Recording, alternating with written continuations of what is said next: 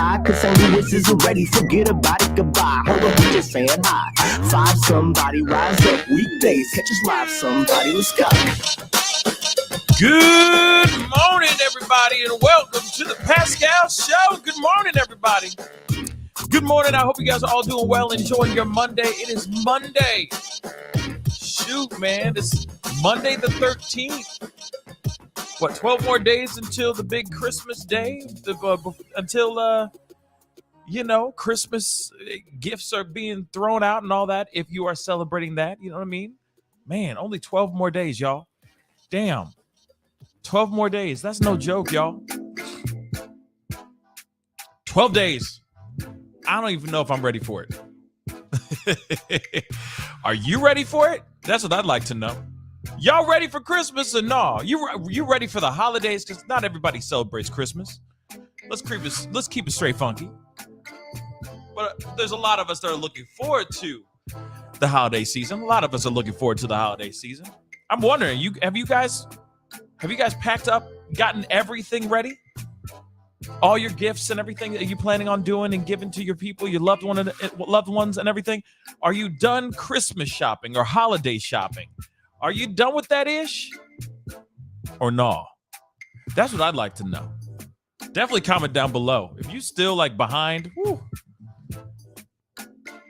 you are not alone. You are not alone. Okay. But anyway, and for those of y'all who are going like, damn,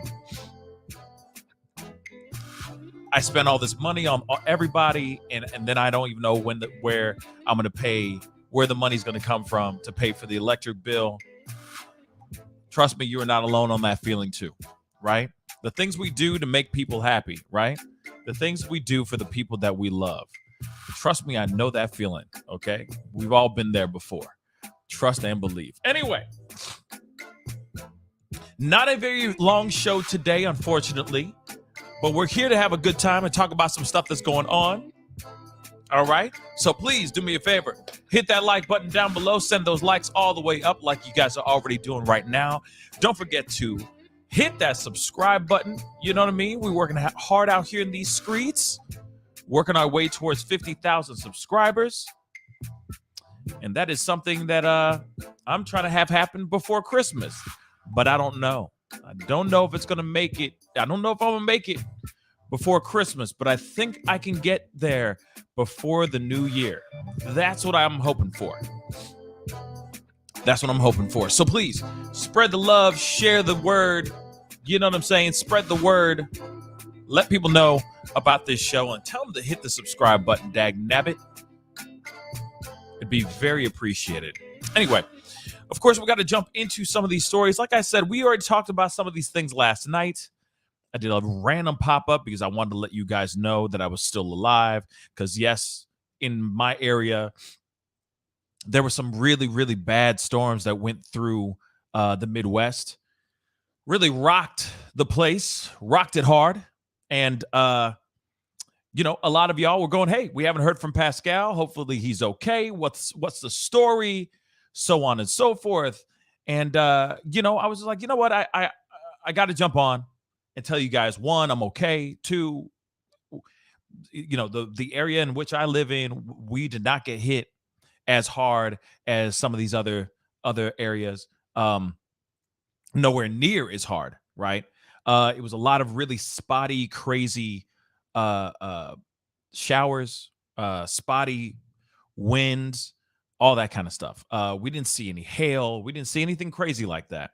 We just saw a whole lot of rain, whole lot of wind, some thunder and lightning, and then it stopped.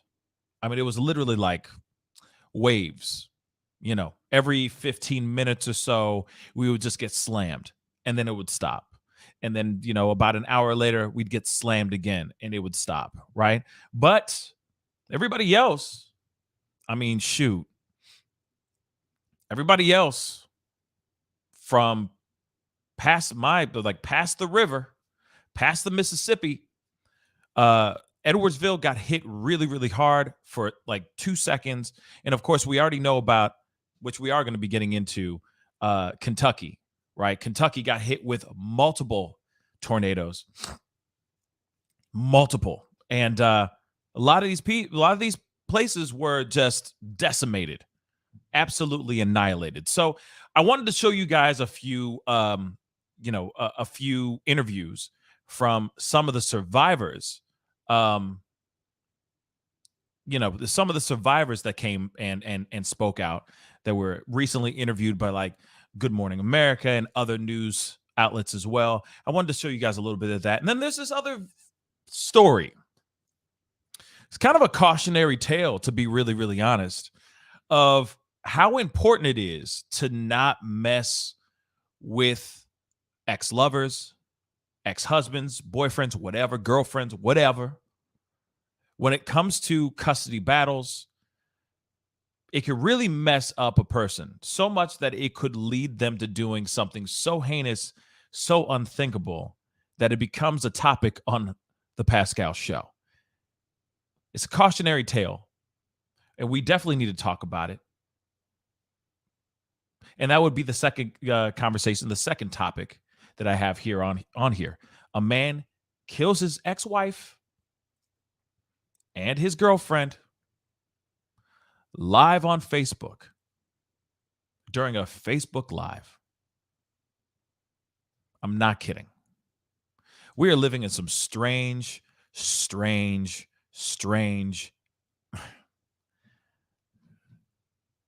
and hard times, okay? Unthinkable times, right?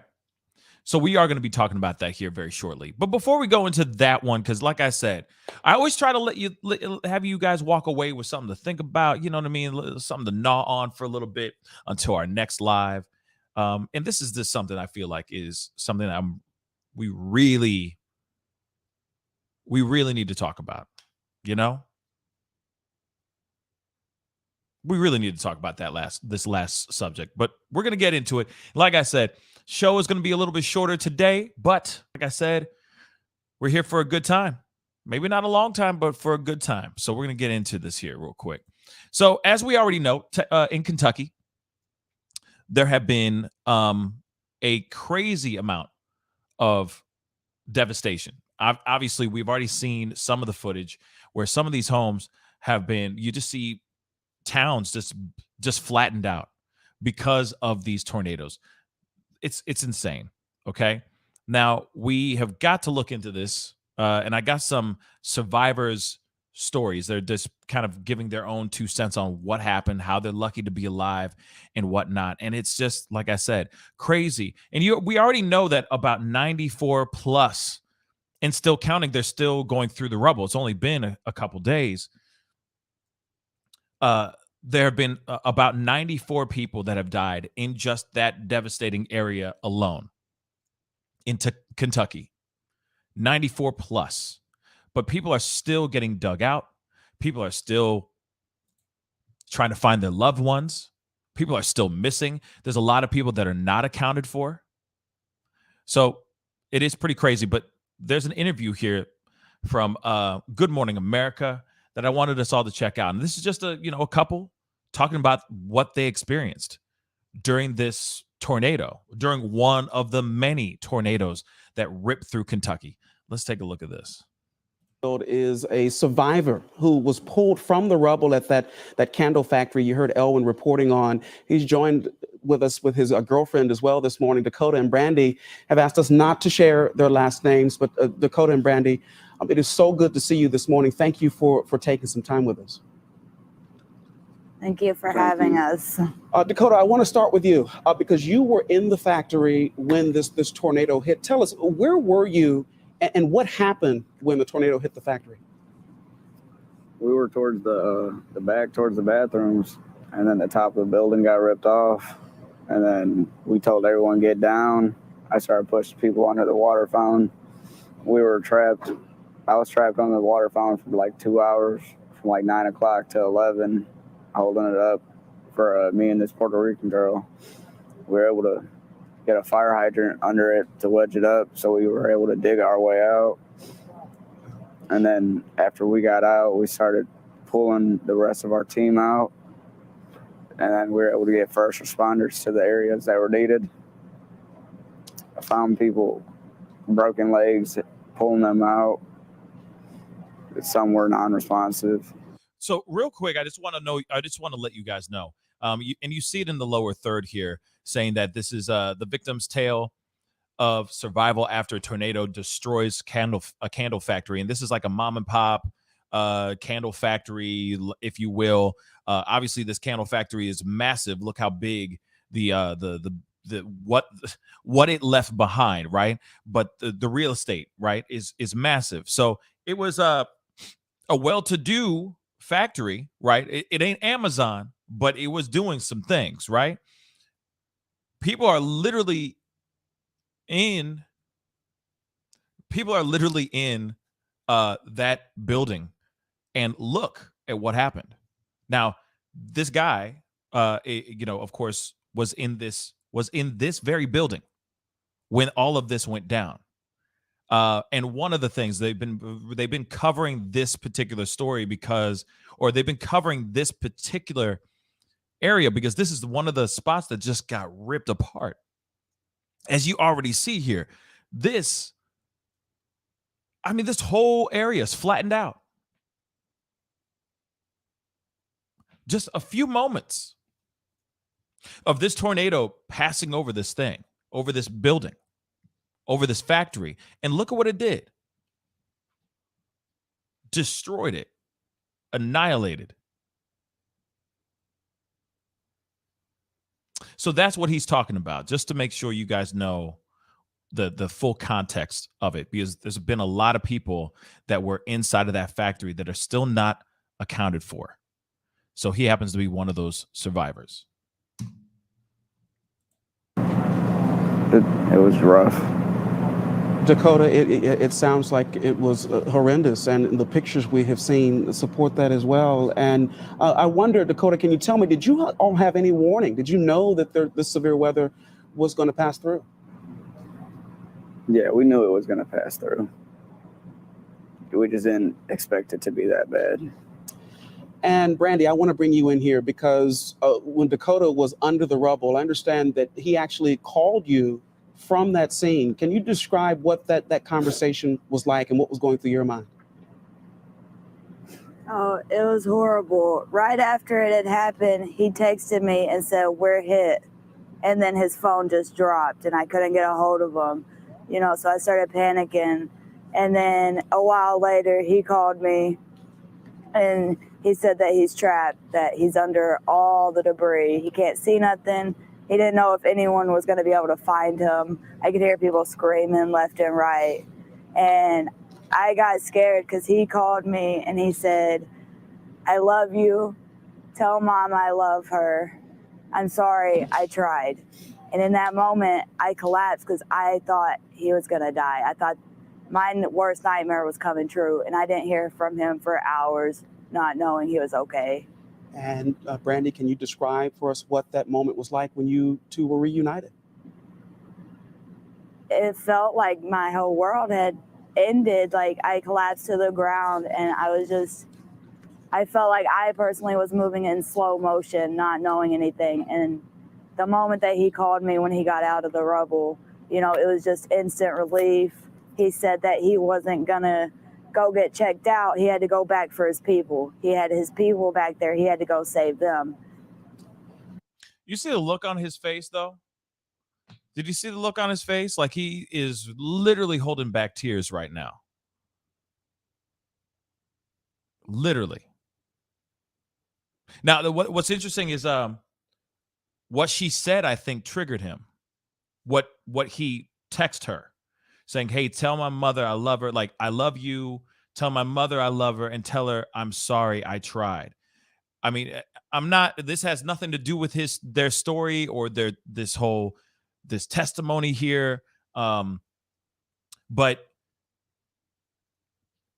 I'm thinking that he had a very interesting past.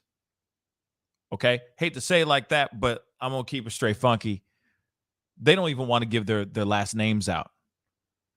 For whatever reason, I understand people are all about their privacy, but my assumption is maybe he's got a little bit of a rap sheet, and it's okay. No judgment thrown at all. But you could tell that as soon as she recanted what he texted her, it's almost like it hit him. You see what I'm saying? Just hit him just now. He's like, oh my God, I did say that. Whoa, I almost died.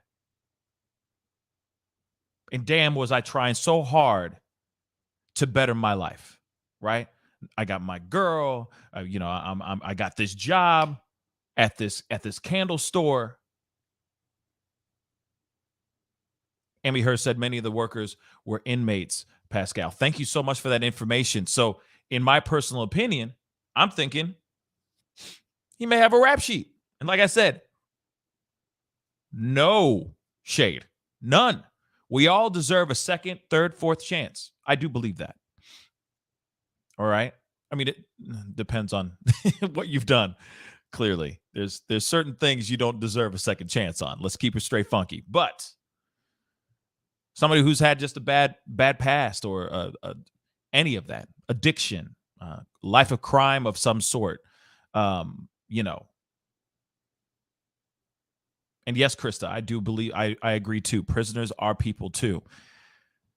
But you could tell he was trying to do better, right? When you hear something like that, hey, I'm sorry, Mom, I tried. That is just like, bruh. You know what I'm saying? Like, I wanted to do right by my mama. And then you see how she says that, recants what he said in that text message, and then it just hits him suddenly. Like, I did say that. Oh my God. And oh my God, I'm still here. I'm still alive.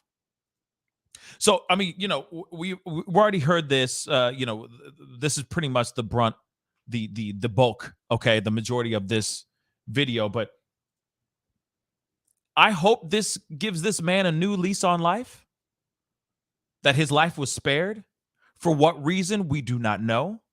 But hopefully he takes this new lease on life, this gift of realizing how beautiful life is and how you can make better choices. I'm hoping that this makes him go down a better path, or he continues his journey towards self-redemption and redemption for his family. Because to me, this is what I see. You know what I'm saying? This dude got lucky. Any person that was in that, let me show you guys that one more time. Bam. I mean, you just look at, let me see. There you go. You look at what this looks like. I'm going to show you the aerial shot too. Bam. Look at that. Anyone who survived this, if they can, if they're not an addict, if they're not dealing with any type of inner demons of any type of way, should be popping champagne and saying, I got a new lease on life and I'm about to do some dope things. Real talk. I would be doing everything in my power to switch everything over. But look at that. That man survived that. A bunch of other people survived this. It's a big wake-up call. Huge wake-up call. New lease on life, considered.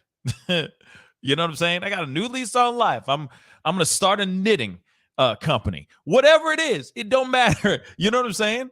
Just do that thing and go with goodness, right? Do the right thing and go with some goodness in your heart, because dang, they got out by the skin of their teeth. Real talk. And yes, I did hear that. I just saw that comment. It just disappeared on me. Where did it go? Lanikia McLeod said the corrections officer got all the inmates out but passed. So tragic. I also heard that as well.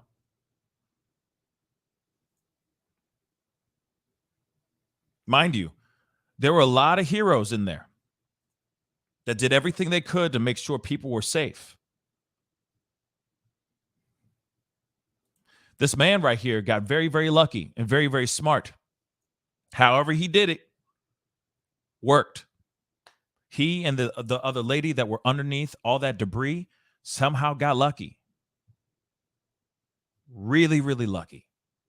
So when I see something like this and I hear something like this, and you see the look on his face when she starts to talk about this, is after the text message and all that, you see him just like he's holding back as much as he can. He about to break down.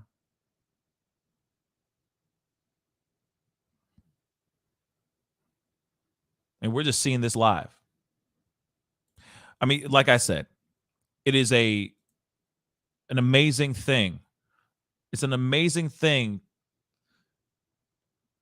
It's amazing how life can be, right? And like I said, I just hope that when it comes to this man right here, he uses this as a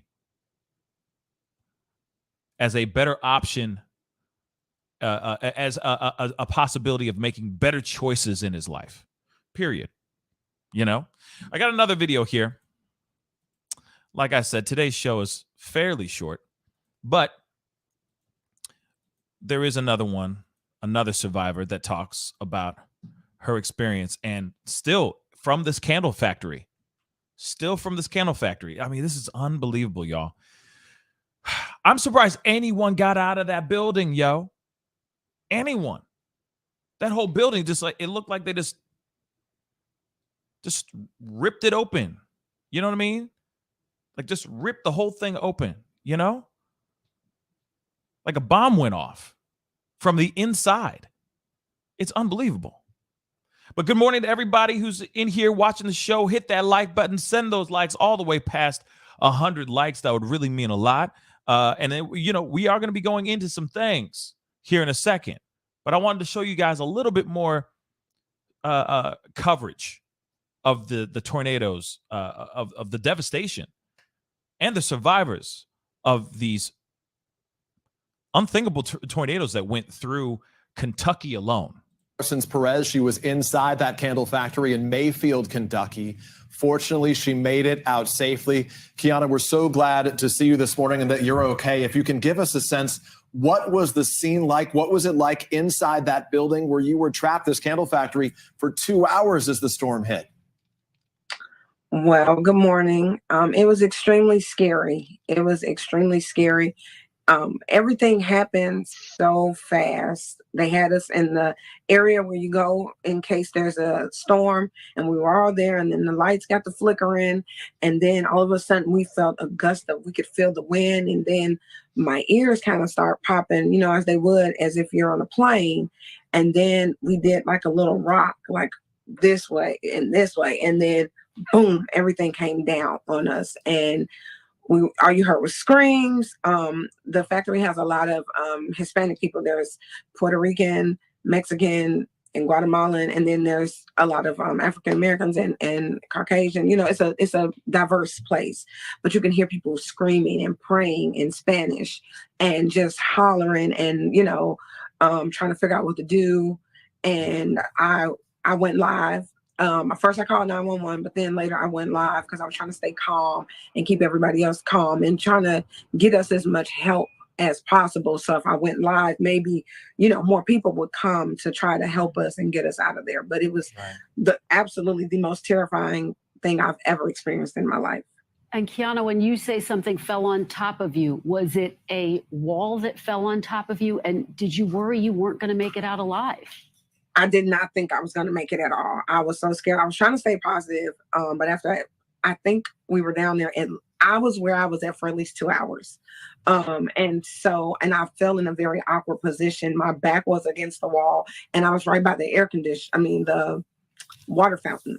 And so I didn't know, but behind the water fountain was an air conditioning unit. So when the search and rescue person came, and I believe his name was Nate, when he came, I said, can you please just get this off of me so I can move my legs? Because I couldn't feel my legs. I had been in this weird position for so long that I couldn't feel my legs. Oh. And so I asked him, can you just get this off of me so I can move my legs, please? He says, ma'am, we're trying. He said, but there's about 5 feet of debris on top of you. Kiana, when you looked at that building after you were evacuated after a couple of hours, can you even just real quick, 5 feet? Can you imagine that? Wow, man. Like that's just that's crazy. That is crazy. And Black Anonymous, I'll look into it. I saw your comment. I'll look into it for sure. Describe what it looked like to you staring at the place where you used to work. A complete mess. I mean, I didn't even walk around to go to the car when I got out. I mean, if you look like on the pictures, I literally had to climb up out of the building to get out from everything that fell on us.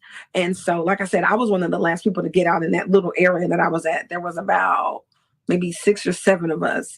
And so we were over there, we couldn't breathe. People were kind of coming in and out of consciousness and things. And so, they were telling us not to move, but one of my supervisors, his wife was stuck. And so he was getting her. But in order to get her out, he had to get somebody else out first. So we also had they had some prisoners working there from the Graves County Jail. And when I tell you, some of those prisoners was working their tails off to get us out. They were helping. And to see inmates, because they could have used that moment to try to run away or anything. They did not. They were there. They were helping us. And it was like once they got one person out, then it was just like we all just kind of fell on. We were able to get the debris under us to move around, and were able to get out. The water fountain and the air conditioning unit that was behind it was in between my legs. So like I have bruises on my legs and things, but I was able to, and with the help of the firemen, I was able to shift my body in a way, because we couldn't move it, but I was able to shift my body in a way where we were able to get out. Unbelievable, right? Unbelievable. Like I said, any person that was inside that candle factory or any place that is a survivor of this tornado, I'm no kidding, man. Like, should be seeing this as a new lease on life, as a calling. I mean, they got out. They survived by the skin of their teeth. It's unbelievable what happened here. Real talk. Nobody's booed. Thank you so much for the $2 from Germany. I don't know the currency name for the German dollar, but thank you so much. Says sending prayers and love straight from Germany. Thank you so much. But imagine that, y'all. Like I said, imagine that. Euro dollars. Thank you. Thank you. Thank you so much for the super chat. But unbelievable, right? A lot of these people just got really lucky. And Kiana, as we understand it, this is also your birthday. It's a heck of a way to have a birthday. We're mostly glad that you're safe and that you're okay. And thank you for spending some time with us. Kiana Parsons-Perez, we appreciate it. She gonna party till the wheels fall off this coming weekend, I'm sure. Or this past weekend. She probably was celebrating her life her ass off, her life off. Okay? She probably celebrating it so crazy, man. She probably hungover doing this. She probably drunk right now doing this interview. Bruh. That was a rebirth, okay, for her. Like I said, shoot, I would be partying my face off. I would be having so much fun and just hugging every single person I know and just showing love. Use that as an opportunity to maybe do a fundraiser for all the people that are at that were the families and the survivors and the victims of the candle factory. You know what I'm saying? Raise some money, just turn it into a celebration, but also do something positive with it and raise some money for either funeral costs or for people who just need that extra money for whatever. Because let's be real, we all live beyond our means. And when we get that rug ripped out from under us, which is that stable paycheck, shoot, man, it's pretty bad. So I would have done everything I could to just, we all gonna be kicking it and raising money and getting drunk and celebrating life, like I said. Okay. But yes, I mean, even this woman right here survived. Lucky for her, she survived. But there's a lot of people that did lose their lives. Over 94 plus people lost their lives, guys. No joke. 94. And they're still trying to find people because not everybody's accounted for yet. And that's all throughout. Wherever those tornadoes touched down, there are still people unaccounted for. There are still people out here on their Facebooks or their Twitters saying, hey, I'm still trying to find my loved one. He or she was at this particular spot, and we haven't heard anything. And yes, the death toll will most likely rise. I hate to even talk about it like that, but it could very well be the case. And that's inevitable that the death toll will rise. You know what I'm saying? Krista, thank you. Krista Phillips said, thank you for covering them, Pascal. No, anytime. This is what we're here for, to talk about these things, bring these things to light, because I feel like we need to talk about these things. There's people out here that maybe don't know what really happened. They don't know how devastating it was out there in Kentucky or in Illinois or anywhere else that these tornadoes touched down. I mean, this is the real deal Holyfield of tornadoes. Okay. History happened this past weekend. Truly an act of God, right? Truly Mother Nature just went ham on the Midwest and a little bit on the east side, just a tiny bit. And like I said, it is scary to think that one moment you can be at work, doing your job, doing whatever it may be, and then suddenly out of nowhere, something is sucking the roof out from above you and sucking you into the sky, or suddenly something falls on top of you and you are no longer here. And it's not because you were driving a car. It wasn't because of some sort of cancer or any kind of disease. It was because the heavens opened up and just started raining chaos upon one building, let's just say. When we talk about this, we got to bring up Amazon, the Amazon warehouse. It's like, man, they just out of nowhere, y'all, Edwardsville, Illinois, out of nowhere, y'all, heavens opened up, shot down a funnel of just ridiculousness on top of just a warehouse. And then it disappeared. Just like that. It was down, ripped open the thing like a bomb went off from the inside, and then disappeared. Crazy, right? Nothing that you or I can do anything about. We can't prevent those from happening to tornadoes. We can try to be better to our environment. We could try to not litter or drive electric cars, or stop doing all this crazy stuff that we have been doing, which has been wasteful and only been hurting our world, and our environment. But at the same time, still, a tornado is not something that you can prevent from happening, right? It's crazy. A scapegoat, absolutely. Even while people were asleep, this whole thing went down. Imagine that. Imagine that.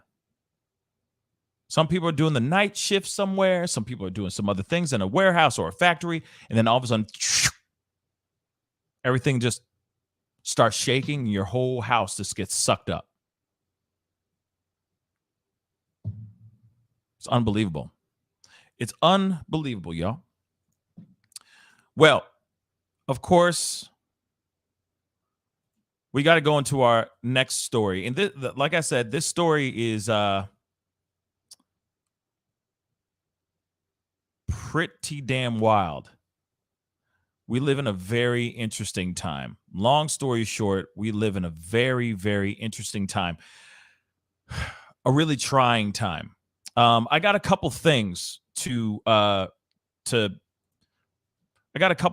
use to cover this story. One of them is, there is, okay. Baltimore man goes and kills his ex-wife, his girlfriend, all on Facebook Live. And this is a story that's getting shared quite a bit. People were talking about it last night and yesterday. And this is something I wanted to talk about because I think it's extremely important that, I mean, this is messed up. But I do feel like this is so important to be aware of. People's emotions, people's emotions should not be toyed with. I'm just going to say it like that. Okay. Now, I got a couple different things. I got an article I want to pull up and show you guys that. Of course, we got a video and we got a news clip that I want to show you guys as well. And like I said, this is a story. This is a story. This is a cautionary tale. This is absolutely a cautionary tale. And this is no joke, guys. Some of y'all are vicious when it comes to your exes. Man, we just talked about this whole Chad Reed thing. Remember the Chad Reed story? Chad is going and picking up his son from his ex-wife. They agreed upon meeting at 3:15. Next thing you know, she wants to be difficult and weaponizing the accessibility, her son being accessible to Chad. She tries to weaponize that, making it hard for Chad to be a dad, to be the best dad he can be, right? Little Kyle comes out with a rifle, says, "Get off my lawn," like freaking, what's his name?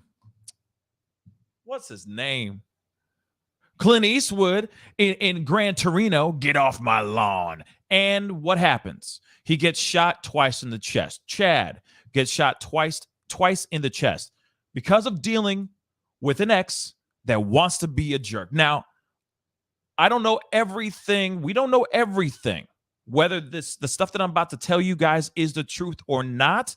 But if it is not the truth, there are some vicious people out here. There are some vicious people out here that want to make their ex-lovers, ex-husbands, ex-wives, they want to make their lives a living hell. For what reason? No reason whatsoever. Or because they just want to have full custody over their child. They want to make everything so hard for that ex because either that person did them dirty by cheating on them or something like that, right? But I digress. I'm going to be talking about this here shortly, okay? But this is a story that man, oh man. Okay, it says right here, a gunman, we already know his name here, and I'm going to say to you guys in a second. Okay, so 2 women were killed in an apparent murder-suicide, and this person has finally been identified by the police. Court records show a lengthy custody battle. I'm going to say this again, custody battle, because those are important pieces of information here, okay? So, Howard County Police on Sunday identified 2 of the 3 individuals who were killed in an apparent double murder-suicide Saturday that spanned from Federal Hill to Columbia. Okay? Early Monday morning, Baltimore police identified the 3rd person. The police said Rajay Sharif Black, 44 years old. By the way, a registered nurse. This fellow was a registered nurse. Good job. Okay? He had a good job. From my understanding, ain't no thug.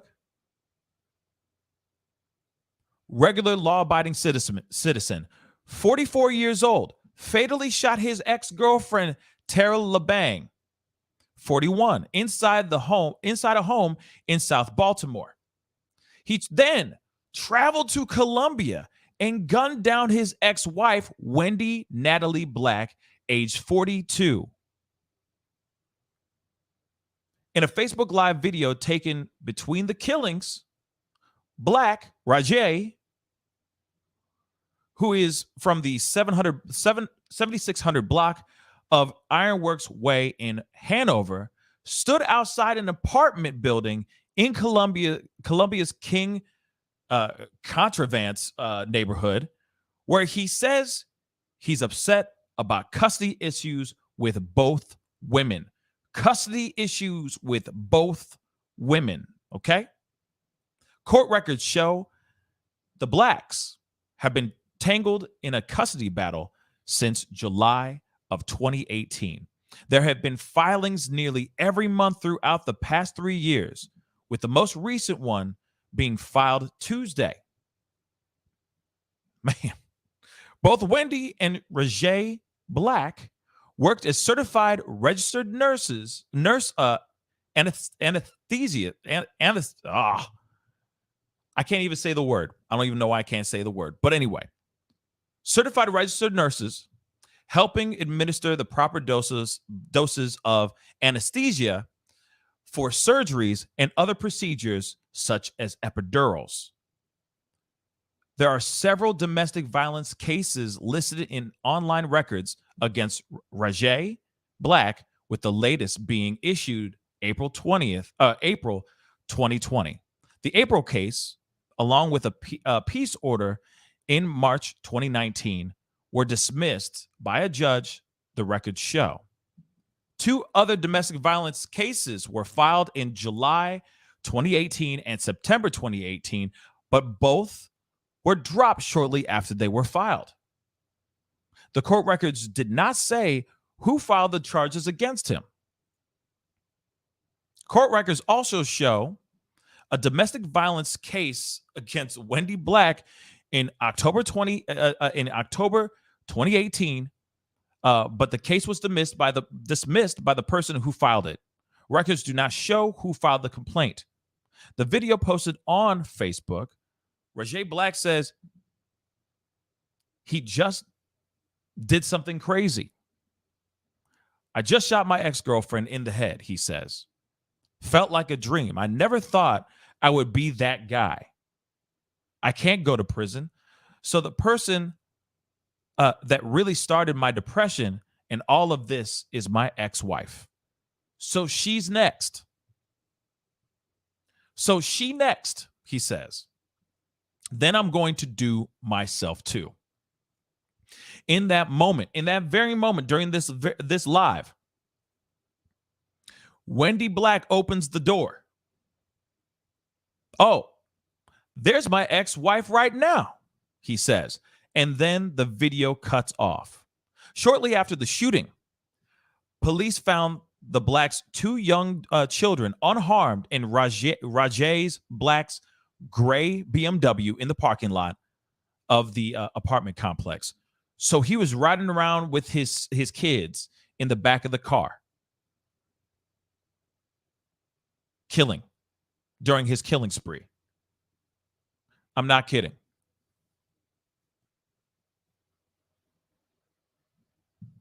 Shortly after shooting, police found Black's 2 young children unharmed in his gray BMW in the parking lot of the apartment complex. So what did the kids know? What did they witness? Did they see the murder of their mother? Were they there to see that? I mean, thank God the kids are unharmed, right? Thank God the kids are unharmed. But at the same time, wow. Shot the woman, ex-girlfriend, in the head because he just shot his ex-girlfriend in the head, then goes off, gets in the car. So I'm assuming he takes the kids with him after shooting ex-girlfriend in head, jumps in the car, drives to another town to finish out his plan. And there's a reason why he was losing his mind. Not justifying anything, but there's a reason why he was losing his mind, which we will get into in a second. Okay. Police said the children did not witness, thank God, the shooting and have been placed in a safe environment. Names, ages, and gender of the children have not been released. Were not released by the police for privacy reasons, obviously. The shootings unfolded within an hour of each other. Some people are just crazy. Some people are just crazy. Whew, man, imagine that.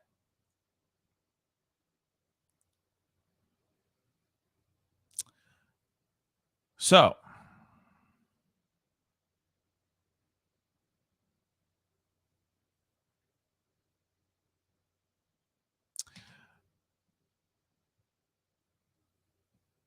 there's so much that is going in my head right now. My mind is going like 15,000 different directions because I got so many different questions, right? But the thing is that I want to show you guys the live video, but I'm not going to show you guys the whole thing. I'm only showing you guys a few seconds of it because I want you guys to see how real this ish is, okay? And also, the things that he's saying in this video are insane because I could never imagine anyone saying something like what he's being accused of. So I want to show you guys this right quick. I'm going to show it to you guys. Like I said, I'm not going to show the whole thing because, you know, it is graphic. It is graphic details. There's some real ish going on in this particular video. But like I said, this is just, I'm only playing a few seconds. Okay. So I know a lot of y'all are going to be like, yes, he's going to play the whole thing. I'm not going to play the whole thing because of one, guidelines. Two, it's just graphic. It's just graphic. So here it is. Now, I want to show you guys this too. It says right here, custody spat between a man, his girlfriend, then his ex-wife turned deadly as he confessed while on Facebook Live that he fatally shot his pregnant girlfriend, then went on to do the same to his ex-wife before turning the gun on himself. All right. Now, we already know that his name is Rajay Sharif Black. He jumped onto his Facebook Live outside of his ex-wife's Wendy Black's apartment building. On the live, he explains how he had been dealing with custody issues between both women. Now, the reason why he is saying that he was starting to lose it was because he was being accused of doing something very, very bad to the children. To the children themselves. Like I said, I'm only playing a few seconds. Only a few seconds. And that's enough. We already got the meat and potatoes of this story. That supported me and really knows what's going on. Thank you all. I've been going through a custody battle. I've been going through having my ex-wife say I molested my children. And there it is. There's more. All kinds of craziness. Been fighting for custody for 3 years. You know, shit has been real crazy. What's up, Oliver? You know about this. This is live because he's responding to people who are on his live talking to him, saying, "What up, bro? Sup, Jay? What's up, my dude?" And he's like, "Sup, Oliver? You already know this story. You already know what it is." So he's live as hell. He ain't talking to no spirits. He's live. Do it with my ex-wife, blah, blah, blah. So meet, you know, and start dating somebody new. And she got pregnant. And, you know, we got in a fight. First thing she does, she's threatening that she's going to do the same thing. You're never going to see your kids, blah, blah, blah. It's the holidays, man. I don't have no family, nothing. Anyway, I just did something crazy, man. That's it. I'm stopping right there. So you heard that, right? Then he says what he said. Then he says what he did. He admits to shooting her in the head. He says, "I shot her in the head. And I'm about to do the same to my ex-wife. And then I'm going to turn the gun on myself." And then all of a sudden you hear like a screen door crack open, right? Camera pans over and he's like, "Oh, there's my ex-wife right now." And she slams that door so hard, so quick, and then the video, he's like running towards the front door, and then the video cuts off.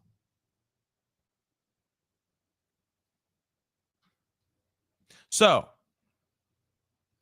the reason why I'm bringing this story up is this. Don't play with people's emotions, y'all. You got somebody who's going out of their way, whether it is true or not. We don't know what is true, and we don't know what is not. Okay? Apparently, there was a history of violence with the ex-wife. We just read it. There were a couple cases that were brought up, but then those charges that were brought up, but then suddenly those charges were dropped. No one knows who filed what and who didn't file. We don't know who dropped the charges, who filed the charges, what those domestic charges were, domestic violence charges were filed to or against. We don't know anything. But the fact that you have somebody, like I said, whether it is true or not, ex-wife going out of her way to say that this man, did some heinous crime to the children. Now, if she was really doing that just so she can get full custody, that is something else. That is some crazy, crazy, crazy. Right?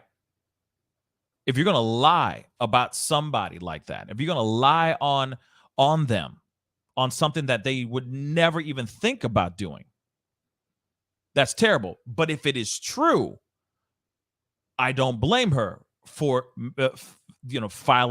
making those claims, right?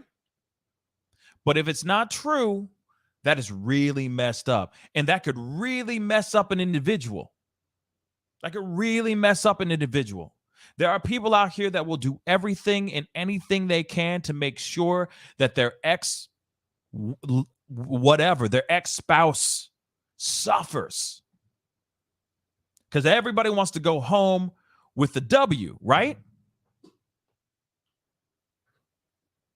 Whether this was true or not, this man shouldn't have done what he did, obviously. But it broke him so much. It broke him so much that he just went on a killing spree, y'all.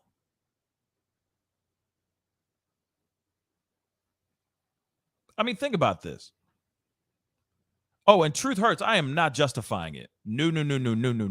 I am not justifying anything. All I'm saying is, we don't know the full scope of what really happened here, right? We don't. This is crazy. No one should be doing this. But also, no one should be going in and running off, right? And doing some things like going and getting another girl pregnant. You shouldn't be doing all that stuff. That's messy. Period.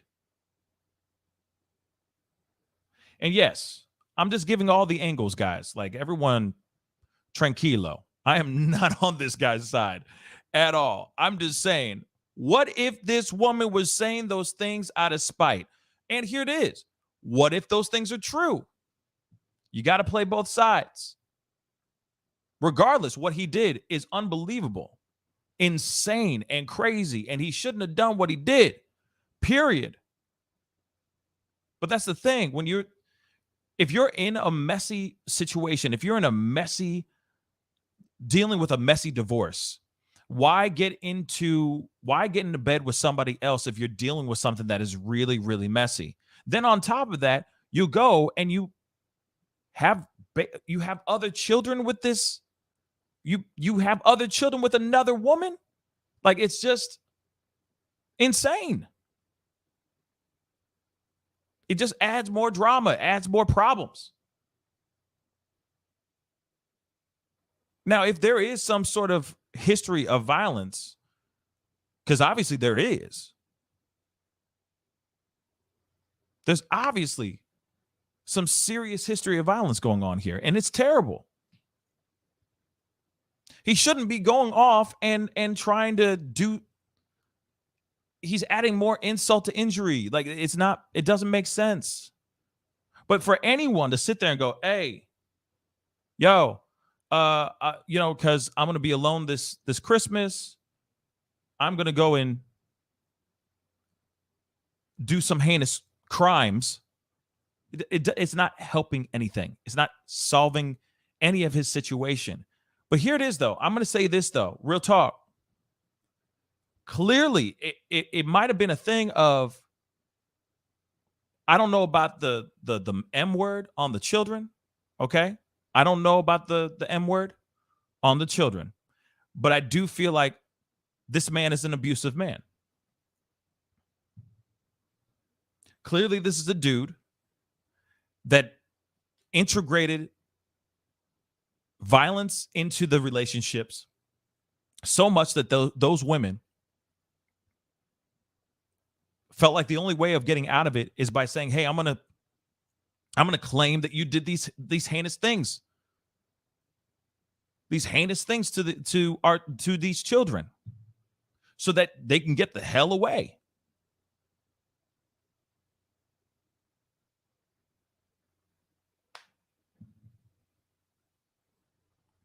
I mean, real talk. Real talk. You don't, I mean, if you already are dealing with somebody who is very violent, and if that stuff that you're claiming on that person is not true, then that's bad. But if it is true, right?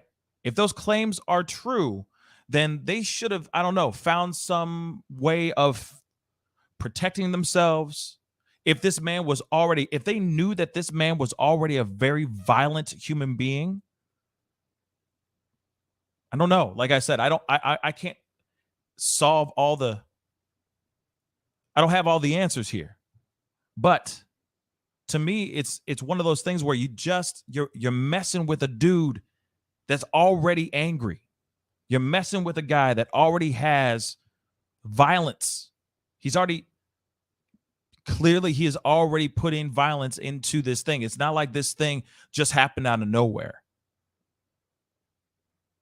If there were already claims of charges being filed and then they get dropped because either he finessed his ex-wife so many times where he's like, baby, I love you. Just, drop the charges, baby. I'm sorry. Right? Maybe that's the case. I do not know.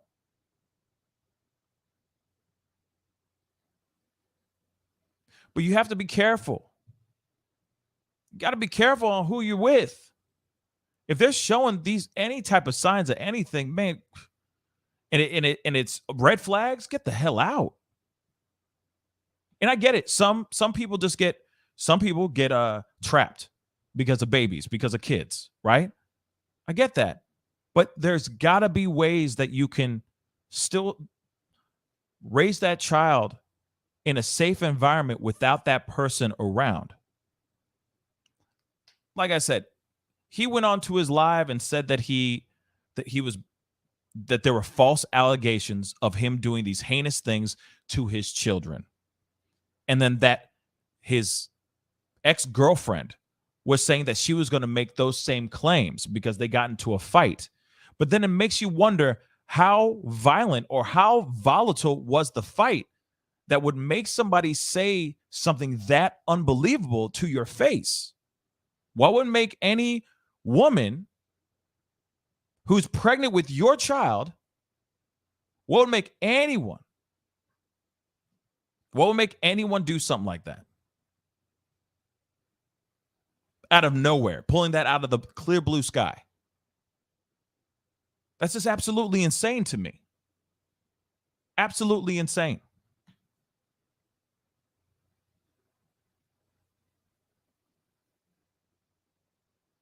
And Pixie Glam, you ain't wrong with that too. I mean, just like I said, you just never know. To me, it sounds like this dude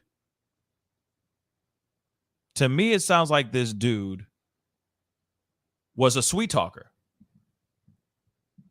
but then has moments of violence, some heavy moments of violence, and then suddenly he'll be like, oh no, babe, come on. Babe, I'm sorry. I'm so sorry. Please forgive me. But like I said, we don't know everything because those two women are no longer here. The only people that are going to be able to say anything right now are the children.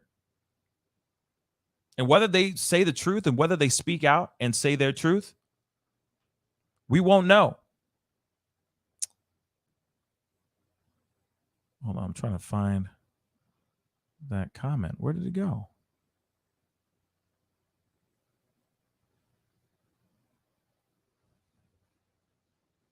Oh, there it is.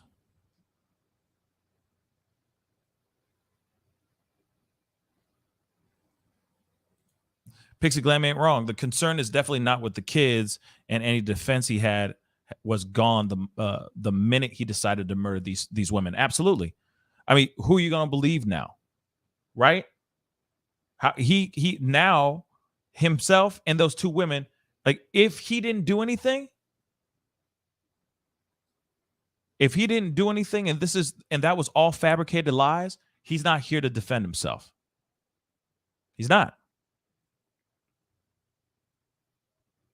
He's not.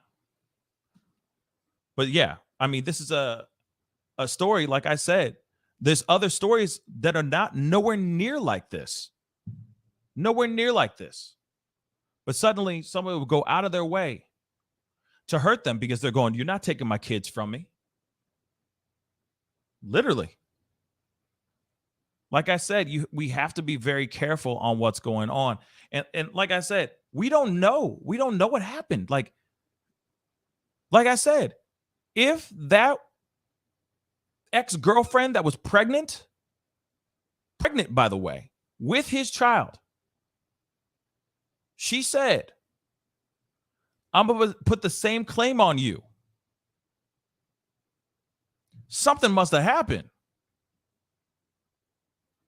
Something must have happened because if she said that, she must have said that out of desperation or something. It just seems so strange to me. Why would she sit there and make that lie up too?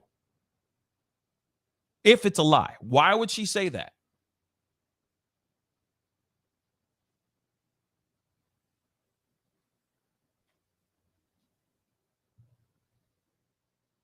And then he's like, F it. And he starts doing this, starts shooting people up. It's crazy. And Cam, I don't believe him either. But it's like I said, it's just it's so nutty. It's so nutty. It's so nutty.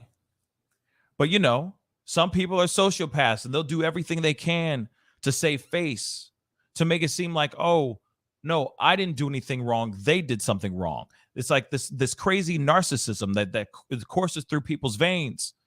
And whatever they can say that's going to make them feel better, right? Make them feel justified. They gonna do it. And this guy felt like he was justified in his head. He felt justified. Bang. I did no wrong. Therefore, I'm going to run around and shoot up a place, kill a bunch of people, because how dare they do this to me?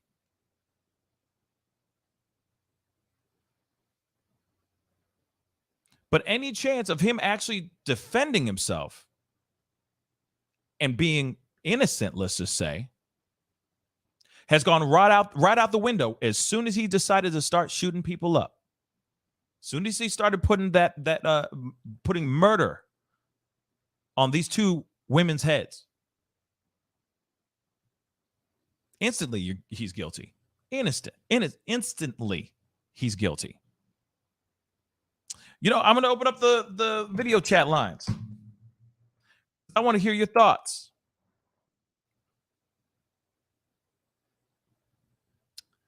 I want to hear your thoughts on this. So, video chat link is pinned to the top.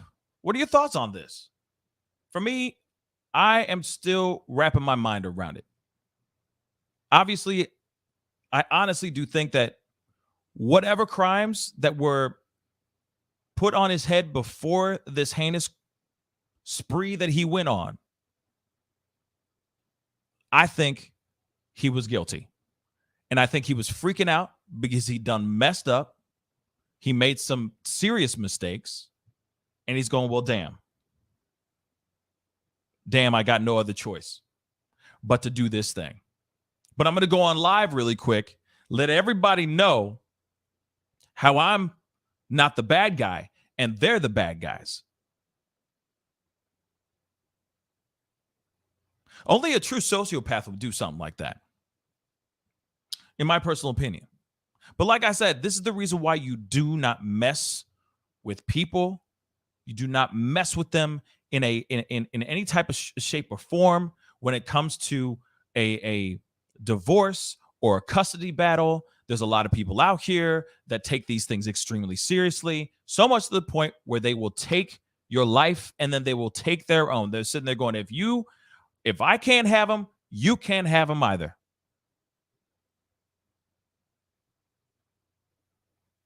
And I get it. A lot of custody battles get very dirty because there are people out here that feel some type of way and they use this as an opportunity as revenge, right? Even after the custody battle, after the custody has been solved and it's a joint thing and you're doing this, and this, and you're going to do this thing and you're going to do that thing, right? Oh, you're going to get them certain days of the week, and we're going to get them certain days of the week as well, so on and so forth. You're going to meet them at this particular place at this particular time. And it's all agreed on. Everything's fine and dandy. And then suddenly somebody wants to act a damn fool and make things hard because they feel some type of way. Either you've moved on or, well, most of the time it's because you've moved on, right? Even after that, they want to... The ex-spouses want to make their lives a living hell for some weird-ass reason. Just to feel like they still have something holding over you. And that's ridiculous.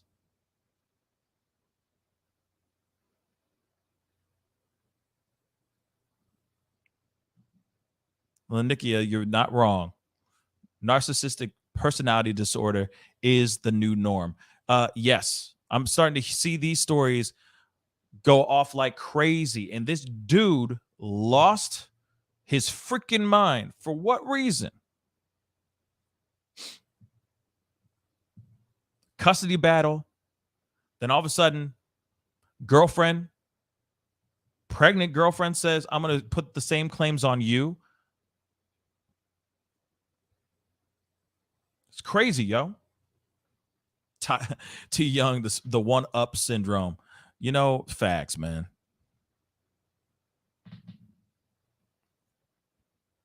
A registered nurse. I'm sure not having anything. You know, he ain't out here in these streets. He ain't for the streets. You know what I'm saying? But must have had a violent streak in him. Clearly. So, video chat line is open. I want to hear your thoughts on this. What are your thoughts on this, my people? What do you think on this, fam? This whole situation is weird to me. Very, very weird to me. Do you think he did what they were claiming he did to those children? Or no? What are your thoughts? Click on that thing. Let's talk. Let's chop it up. It's time for a little speak on it. We haven't done one of those in a while. But it says right here, I want to pull this up one more time. Where is it?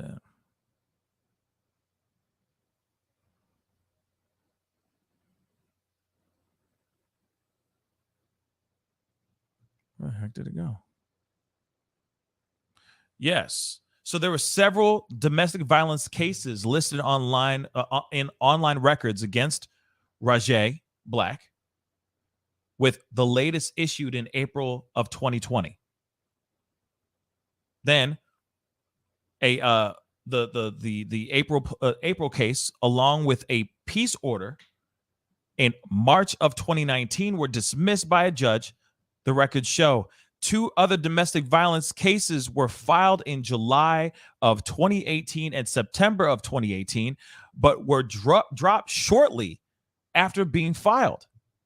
The court records do not say who filed the charges against him. But he had been with Miss Black for a while. So there was a serious issue. There was a serious history of violence. Serious issue of violence going on here, y'all.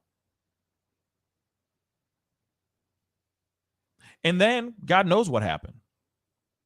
God knows what happened, right? He may have done the things that were said. Or this sounds like a woman that was desperate, willing to fight. I'm just saying, if he did or did not, I'm just saying on the did not side, if this was a lie, and you look at those domestic violence cases that were dropped later on, right? Then she must have been trying to find anything under the sun to get herself and her kids away from this man, because this man was extremely dangerous and extremely violent. Then you have the ex-girlfriend sitting here saying, hey, I'm going to do the same thing. I'm going to claim that you did something to our unborn child. Because if I'm correct, the child was not born yet, I think. I'm going to say the same thing about you. Why? Because he probably was violent with her. He probably put his paws on her. So much that she said, I am willing to say whatever I need to say to get the F away from you as quickly as possible. So it could be her just making it up so that she can find salvation, so she can get further away from this man. Whether it's true or not, it's messed up, yes. Whether it's true or not, I'm just exercising both sides of the spectrum, okay? So before anyone thinks I'm trying to defend this man, I am not at all. This man is a terrible human being. He is no longer here, and he did a terrible crime. But it makes you wonder what was true, what is true, and what is not. Clearly, there is a history of violence with the ex-wife. We don't know anything about the ex-girlfriend, but it sounds like they got into a really volatile fight. And then she said, I am so tired of getting beat. And I'm tired of you beating me down. I'm going to say the same thing. I'm out. But hey, just playing both sides of the fence. Hello, Lauren C. How you doing, sweetheart? Hello, how are you? I am good. I am good. This is a tough one. I mean, it's not really that tough. You know what I'm saying? It's not that tough. But at the same time, it just makes you wonder what's the truth and what's not, right? Yeah, so I kind of got some tea, a little tea. Ooh, okay. So I don't know it. how true this is. I live in Dallas now. Funny enough, I'm wearing a Dallas Maverick shirt, but I live in Dallas now, but prior to COVID, I lived in DC for 5 years. Oh, right on. So I was in the DMV area. So there's a group on Facebook that I'm a part of that has a lot of people from the DMV area in it. And they've been talking about this literally the day it happened, because there were some people in that group who knew that guy from the hospital that he worked at in Baltimore.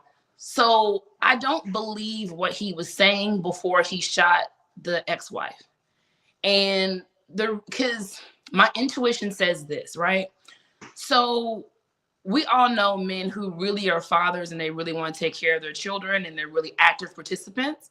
And then we all know those who say that they're doing a lot, but they're really not doing anything. Not a damn thing. Not anything, but they say so much. Like they're like, oh, well, I'm posting pictures and all this stuff, but come to find out they're not really with their kids.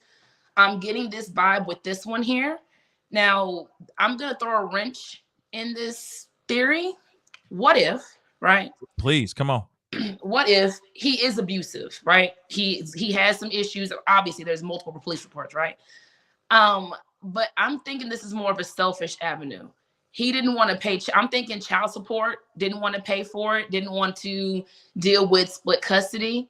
I'm getting that vibe, and I'm thinking that it could have been something, a situation of, hey, ex-wife is like, we need a split. This ain't it. So I'm gonna keep main custody. We're gonna do child support. We're gonna do this split parenting thing.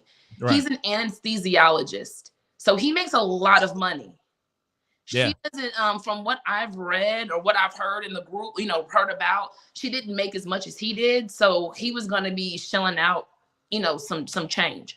So you got to think about that. You got somebody who's selfish, doesn't necessarily want to, doesn't want this relationship to end, but now is forced to not only give up the control of your ex-wife, but also give up the control of your finances, because now you're going to court, right? Which is probably the reason why he was saying he was so upset about this court stuff, right?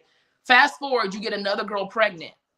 Y'all break up. And what's the first thing that I'm going to say if someone who is not married to me and we're not going to be in a relationship? That's fine. We can have this child, but I'm going to place you on child support. I think that was the common denominator between the ex-wife and the new girlfriend, was child support. I don't believe that the new girlfriend said, well, I'm going to say that you molested a child that isn't even here yet, or hasn't even been around you, really. That doesn't make any sense. Like, right. Who in their right mind, right? Like, Pascal, think about it. Your child is in vitro. They're still in the womb. Right. They're in the womb. How can you molest something that's still in the womb? How can you develop a story and say, well, I'm going to wait 40 weeks. I'm going to go through 2 days of labor. I'm going to go through all of this mess. And as soon as I hit home, as soon as you turn that first diaper, I'm going to say you molested a newborn baby. Like, that doesn't make any sense. Isn't that crazy? Yeah, I think it was more of, you're going to, okay, well, if you don't want to be with me, fine. Or we don't want to be together, fine. But you're going to be on child support. And he thought about, I've already losing money on this one kid, on these kids. I'm not sure how many kids he had with the ex-wife. I think 2. I'm already losing money with these kids, and now I'm going to be in the same situation with the new chick. Oh, no, I ain't having it. That's my bread. And he popped her. And then once he realized that there's no escaping that, because he was so much in a frenzy, when you're in a frenzy and your mind is seeing red, you're not thinking straight. Hell no. I've literally, and I don't know if it's something in the DC water, but I've been seeing red once before too, and I've made that drive from DC to Baltimore in a fit of rage. That should have been a 45-minute drive. I made it in 20. How I got there, I don't know. But, niggas be playing in Baltimore. So I'm just saying, like, you just never, I'm just saying, you just never know. But what I'm saying is, like, knowing the atmosphere, knowing the situation, and knowing how the men are there, I think it was more monetary gain, because I've seen so many men who make 6 figures, big into 6 figures, 150, 200, 250, and they get so pressed about $400 or $500 a month in child support, to the point where they want to kill, or they're saying these things. If you really cared about your children, why would you leave them as an orphan? They're orphans. That's exactly what I was thinking. Like, they're orphans. So if you really cared about your kids that much, you wouldn't have killed their mother and then killed yourself and left the kids in the car. What if those kids would have got out and got curious and just said, hey, you know what? I have a snack in the refrigerator. I'm going to go in the house and get it, and finds their parents. Like, did he even think about that? No, because he was selfish. All he cared about was himself at that moment. If you really think about it too, I'm going to throw another wrench in this whole machine as well. What if he was capping the entire time? Aside from the truth of the fight, right? He was fighting his ex-girlfriend. What if she didn't even say anything anywhere near the M word, child M word? So that's what I'm reading. What if he said that to his live viewers, so that we would automatically go, oh, damn, why would she do him dirty like that? How dare he do this, this to him?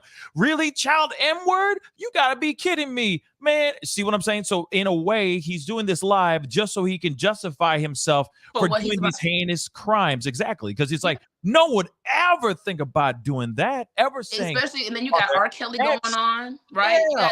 You got to think about what's going on in the world today, right? You got R. Kelly in the news for the same situation. You had, this man was a follower of Brother Polite. that can go either direction, but he hit, from what I've heard in the group, that there was, but a lot of people in the DMV area are on that conscious shit, so that doesn't surprise me.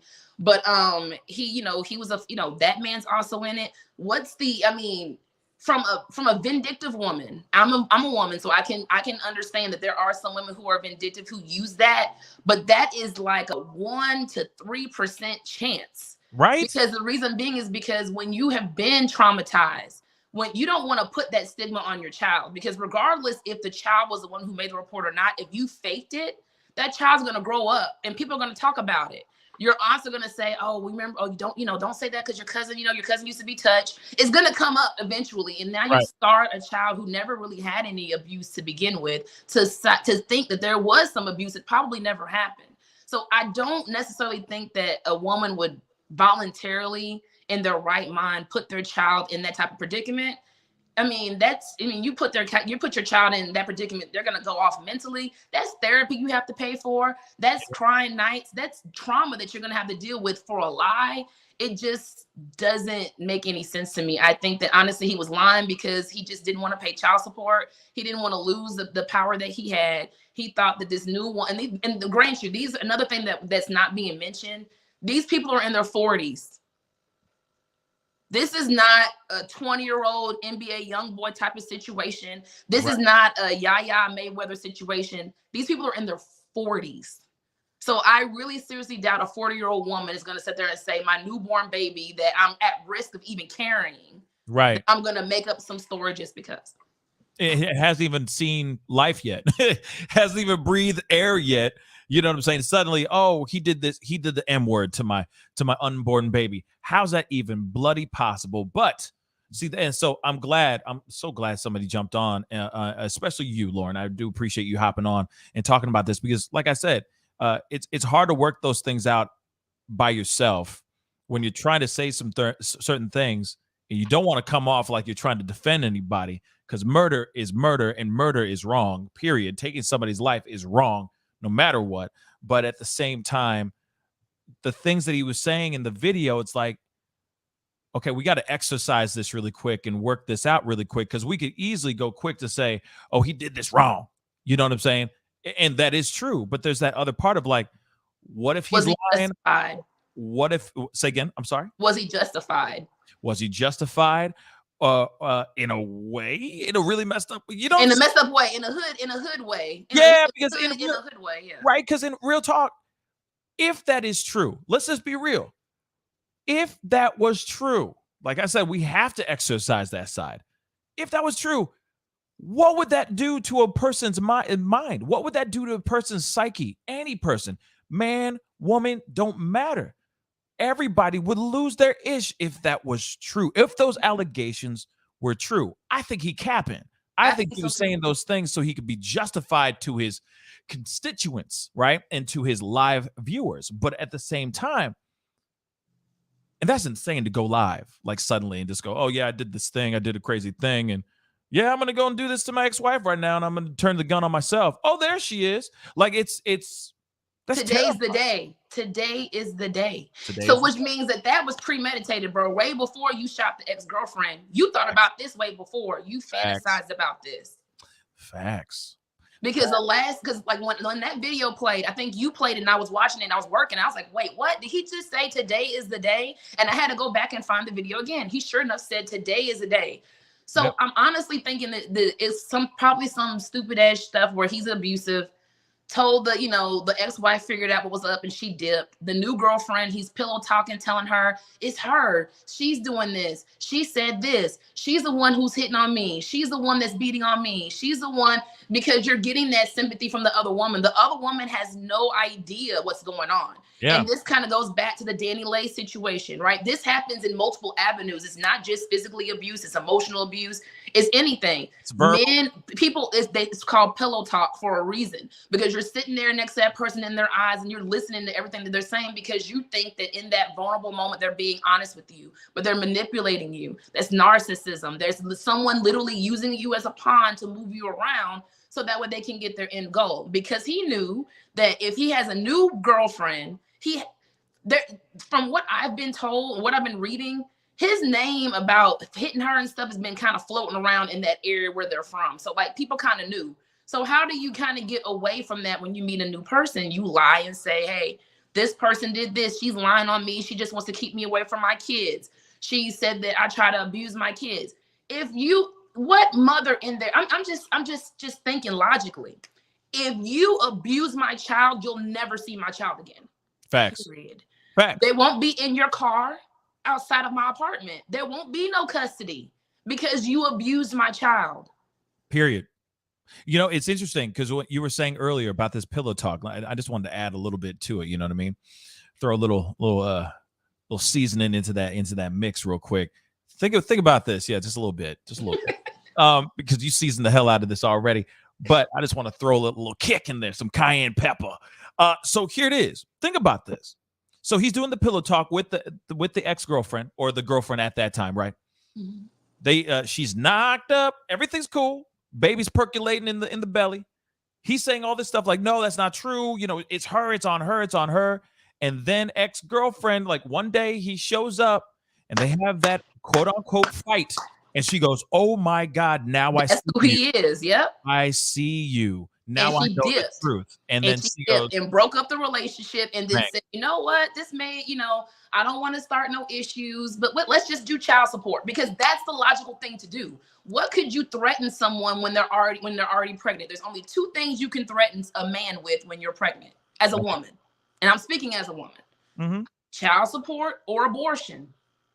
Or 3, having the child and child support. That kind of goes hand in hand. You only have 2 decisions when you're pregnant. Either have the baby or not have the baby. Exactly.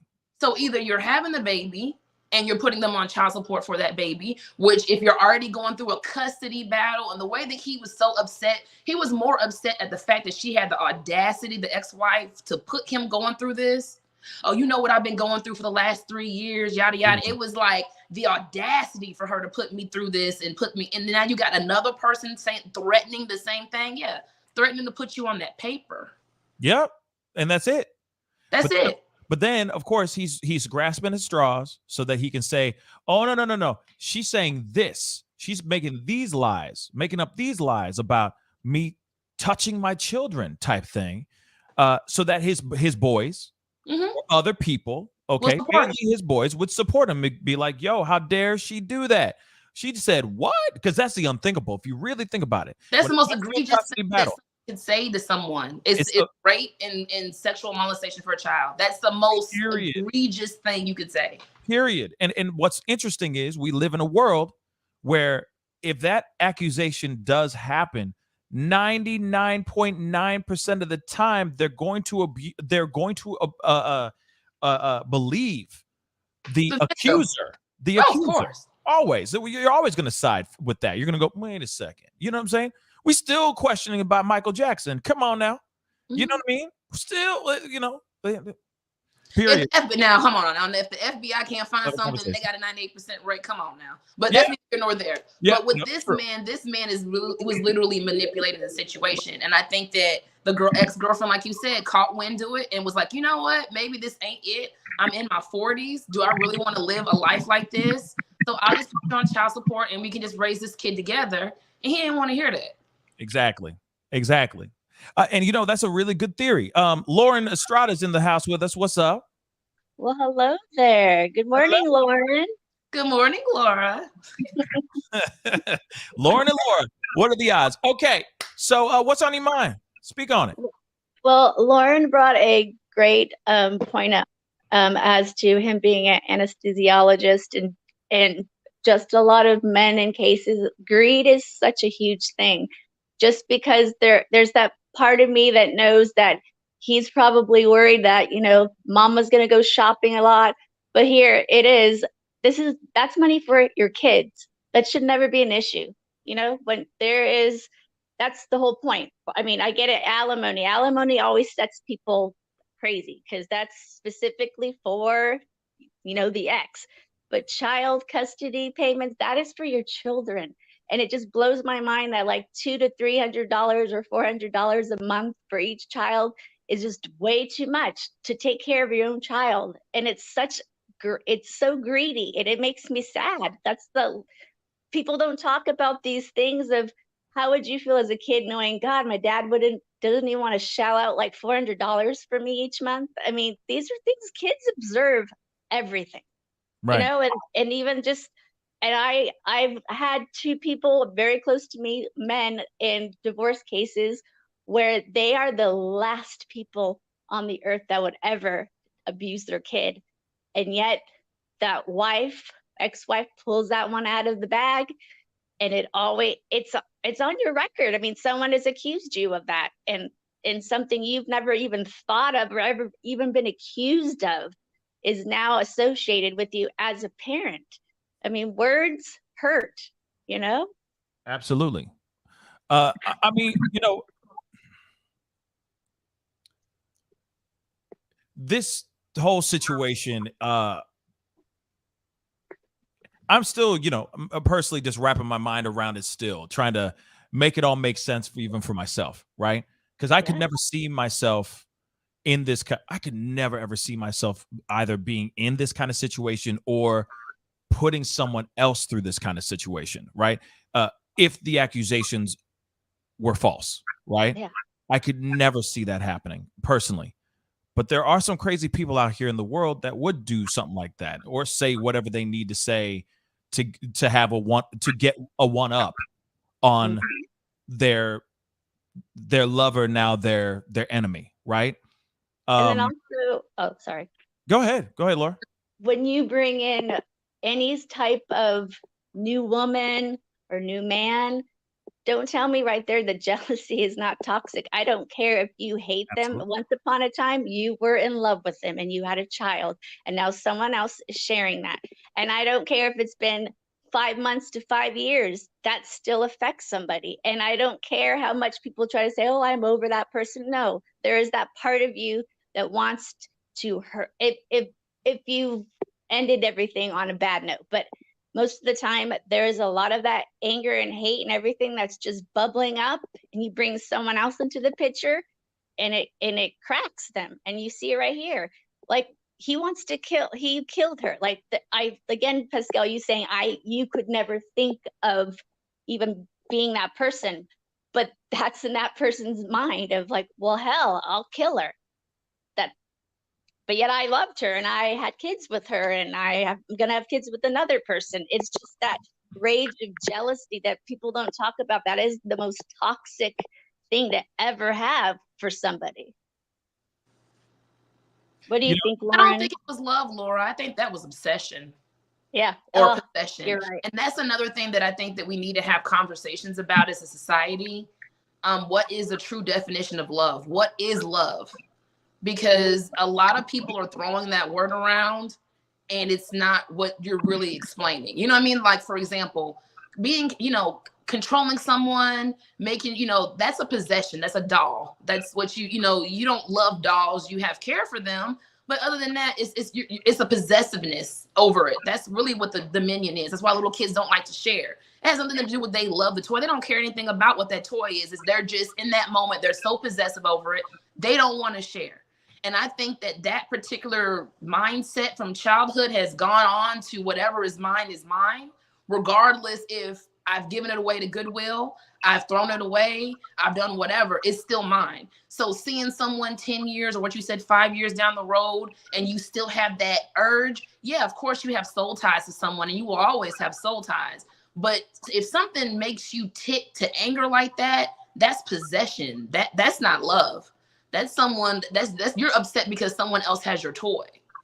Wow, that's big. That's huge. That's a great point. You know what? You ain't wrong. I mean, at the end of the day, it is really that. Because that's why you see like what happened with, let's go back to the Chad Reed story, right? Gentleman going over there, ex-husband's going and picking up his son.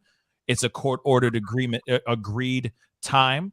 I'm sure they've done it all the time, but because he's moved on, and because he's got a wife and and a happy family, and looks like he's found bliss, and he found his new love of his life, ex-wife has a huge problem with this, so she's gonna make his time with his son, or at least getting access to his son a living hell. Why? Yeah.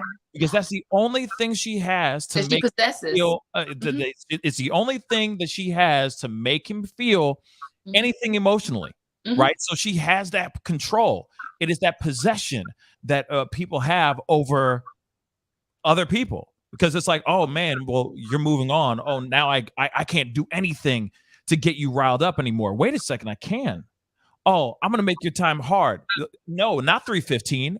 It's 6 o'clock now. Now you're just gonna have to sit around and wait because he's out doing other things. Sorry, your son's not available right now. It's one of those things that we see. Like I said earlier, it is a tale as old as time.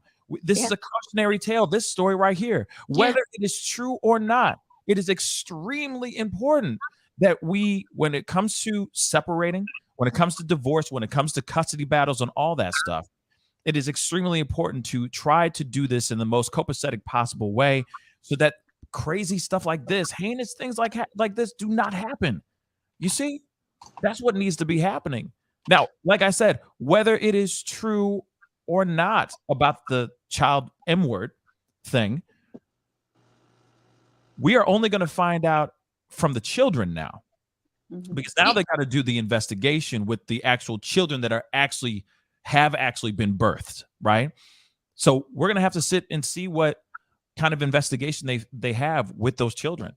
But it is scary to think that any person, man or woman, would have the audacity to go and make those kind of claims on an ex ever. Yeah, Right. and I think that there needs to be, to Laura's point, I'm sitting here thinking about her story, that's terrible.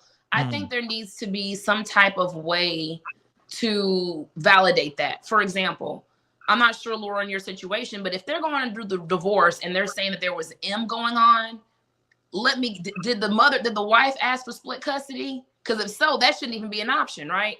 So it's like certain things need to be checks and balances. Like, okay, well, how are you wanting split custody, or you want this person to have them every other weekend so you can live your life, but they're touching, right? So there needs to be some type of checks and balances. But another thing that I think that we need to start way before we get to there is the fundamental of being human. Of course we're human, right? So we do have possessive tendencies. We all do. We all feel a way that something is mine is mine. That's the reason why kids do what they do. But also we teach children in the middle of that about when they're sharing. The kid who doesn't want to share, technically they're getting quote unquote rejected in some sense. Whatever they think that is theirs is now gone to someone else, or they have to give that time to someone else. We need to teach our children about rejection and teach our young boys about rejection, because that rejection stems on to possessiveness, which turns into a maniac.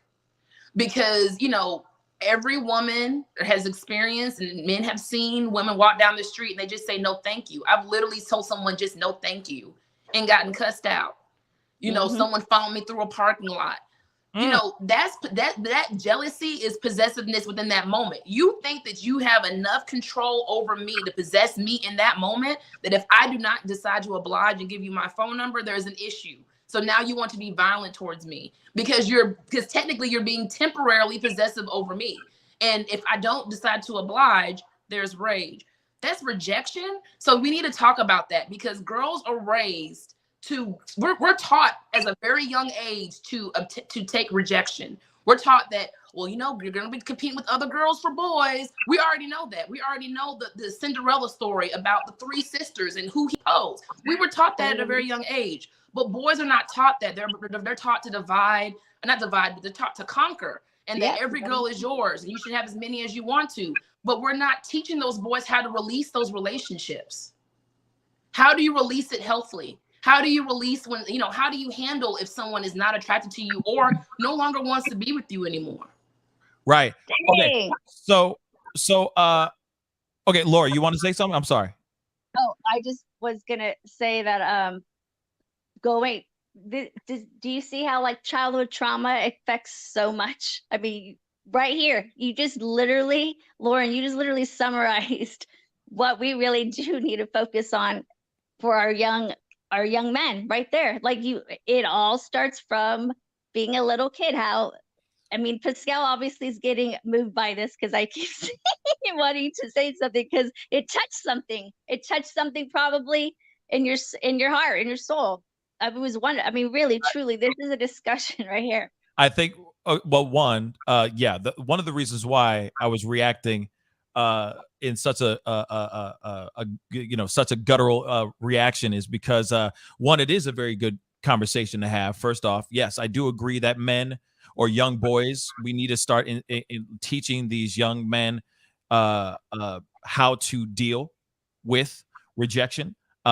Because there's a lot of men out here that don't know how to take rejection, so much that some guys either do two of different things. One, they don't take the plunge, right? They don't shoot their shot, or the guys who shoot their shot and then they go and they do something heinous, like something like a crime against that person that rejected them. So there is both sides of the spectrum, and that is very much a conversation that needs to be had as well. But I do also think that women need to learn a little bit on how to properly reject somebody with maturely and with some dignity, because some women out here, I'm sorry, I got to defend my fellas here really quick, okay? But like I said, it's not just one side. It's both sides of the spectrum. But the thing is that we see a lot of times where, girls will sit there and just roast the hell out of a dude that is actually just going up and just being like, hey, you're beautiful. I just want to take you out. So when it comes to those kind of things, it gets really tough. And then you have both sides. You get the evil, you get the bad on both sides. You get the bad side of the coin on both sides. Girls will roast the hell out of the dude or make him or belittle him, make him feel like an idiot to the point where he doesn't want to do it ever again, right? And then you got the other side, you get both, right? Yeah, Where there's a viral. they do something really heinous, or they wait till you walk down a dark alley ball by yourself, and then they get their quote unquote revenge on you, so on and so forth. So yes, you are absolutely right. There needs to be some sort of teaching and what's the word? Coaching on how to realize that, hey, just because she said no does not mean it's the end of the world. Just because this guy came up to you and approached you does not mean you make him feel like he's less than nothing. And I think that those are things that with this society that we live in now, with this social media crap and all this stuff that we see that's right in our fingertips, right in the palm of our hands every single day, I think that we're losing those sides. We're losing the how to take rejection properly, right? And just really quick, one last thing I wanted to say. It's also because we live in a world where you go to a tournament and you still get a participation prize. You don't learn anything about what the agony of defeat and the triumph of a win, on what it feels like to triumph from a win because of hard work, right? And we don't know the agony of defeat anymore, because everyone should go home with a consolation prize, and that's not the case. I do believe that that's softening up our country. That's softening up us to a certain extent. That's the first thing. I would give you that 100%, because my brother and I are 10 years apart, but it was very different when we were growing up. Sure. I only got ribbons if, we had the field day or whatever, right, at school. I would only get ribbons if I placed. You didn't get a ribbon if you didn't place. If you didn't get first, second, third, maybe fourth, you didn't place. But when my brother grew up, he would get he had certificates for everything. Literally every day they would just give them a random award. Best, if you had a blue shirt, best blue shirt in the class. Like, he always had these random crappy, just frivolous awards, to the point where none of them meant anything to him. Even his high school diploma, he really didn't care. He was just like, whatever we can do. He's like, I don't even need to go pick it up, because he's so used to getting so many crappy certificates for everything else. The things that are important are no longer important. It goes both ways, and you are absolutely right, Pascal, because there is a viral TikTok that's going around from a British girl, beautiful girl, and she's talking about the differences between American women and Europe and British women when men are when men are approaching them. Like, what do they say? So basically when it comes to the American, she's like, the guy's talking to her, she's like, oh no, I have a boyfriend, I'm sorry, da da da da. But then when they transferred over to the British girl, she was like, "Are you mad? Why are you dressing like that to talk to babes?" And she rips this dude up from top to bottom. And she was in like, the people in the comment section were like, "Oh yeah, that's exactly how British girls do," you know. And I'm like, well, in America, we can't do that. If I was to walk up to somebody and rip him up from head to toe and tell him how crusty and busted he looked, I would be too scared I would get shot before I walk down the street. Right. And that's just being honest, right? So it's like you're pushing these type of videos out there and they get viral. So then you got these girls who thinking, well, shit, maybe I do need to talk to these people like that. Or man, you know, she was snapping. She cleared him. She ate. But it's like you wouldn't want no one to talk to you that way. And I think that I think that we've lost the thing of treat others how you want to be treated. That has been lost in translation. I don't even hear people saying that anymore to little kids. Like, you have to treat people the way that you want to be treated, or how you want to be, you know, how you want your sister or your brother to be treated. I don't want my little brother to be going out there and some woman's calling him this, that, and the third. So I'm not going to call someone else's little brother that. So like once we got to be personalized with it, is something about the social media has kind of jacked everything up. There's so much instant gratification. There's so much, you know, that people don't know that dating is a numbers game. It's a numbers game. The more people that you put out there, the better responses you'll get. Of course, you're not seeing fresh and fit's failures because, well, I mean, now you're seeing them. They're all over the DMs are everywhere. But I mean, yeah. But you know, it's a numbers game. They're literally showing you that. They throw 100 DMs to 100 women, and then they see how many they get back. But you're not going to see all those failures. You're only going to see the success stories. So we have to realize that it's a numbers game. Throw out 100, you may get 15 back, but oh well, you got 15. Right. Can I jump off something Lauren said real quick about that, like helicopter kind of raising kids? That I have nieces that are of that generation, and one of them specifically cannot take any type of criticism, anything she ever did, because it was always like, oh, you tried, you did this. I get that you tried and everything. And also just to participate, that's a huge accomplishment right there. But if you didn't do your best or someone was better than you, so be it. That's what it was. But I would watch her melt down, and I see her as a grown adult now, and she does not make the best choices, and she still is enabled. And my sister still does helicopter around her at 27. And it comes from truly never having anyone, give her criticism that was going to help her grow as a person. And it shows in social media right there. People, again, rejection does not go well with anyone right now. Mm-hmm. And the fakeness of Facebook, and the whole, just showing that you're a good dad, like you were saying, you could sit there and pose with your kids, and everyone thinks you're an amazing father. You show you taking your kids out, on a Sunday, you're the best mom in the whole world, and it's all this mirage. And again, we don't have the golden rule should be up everywhere.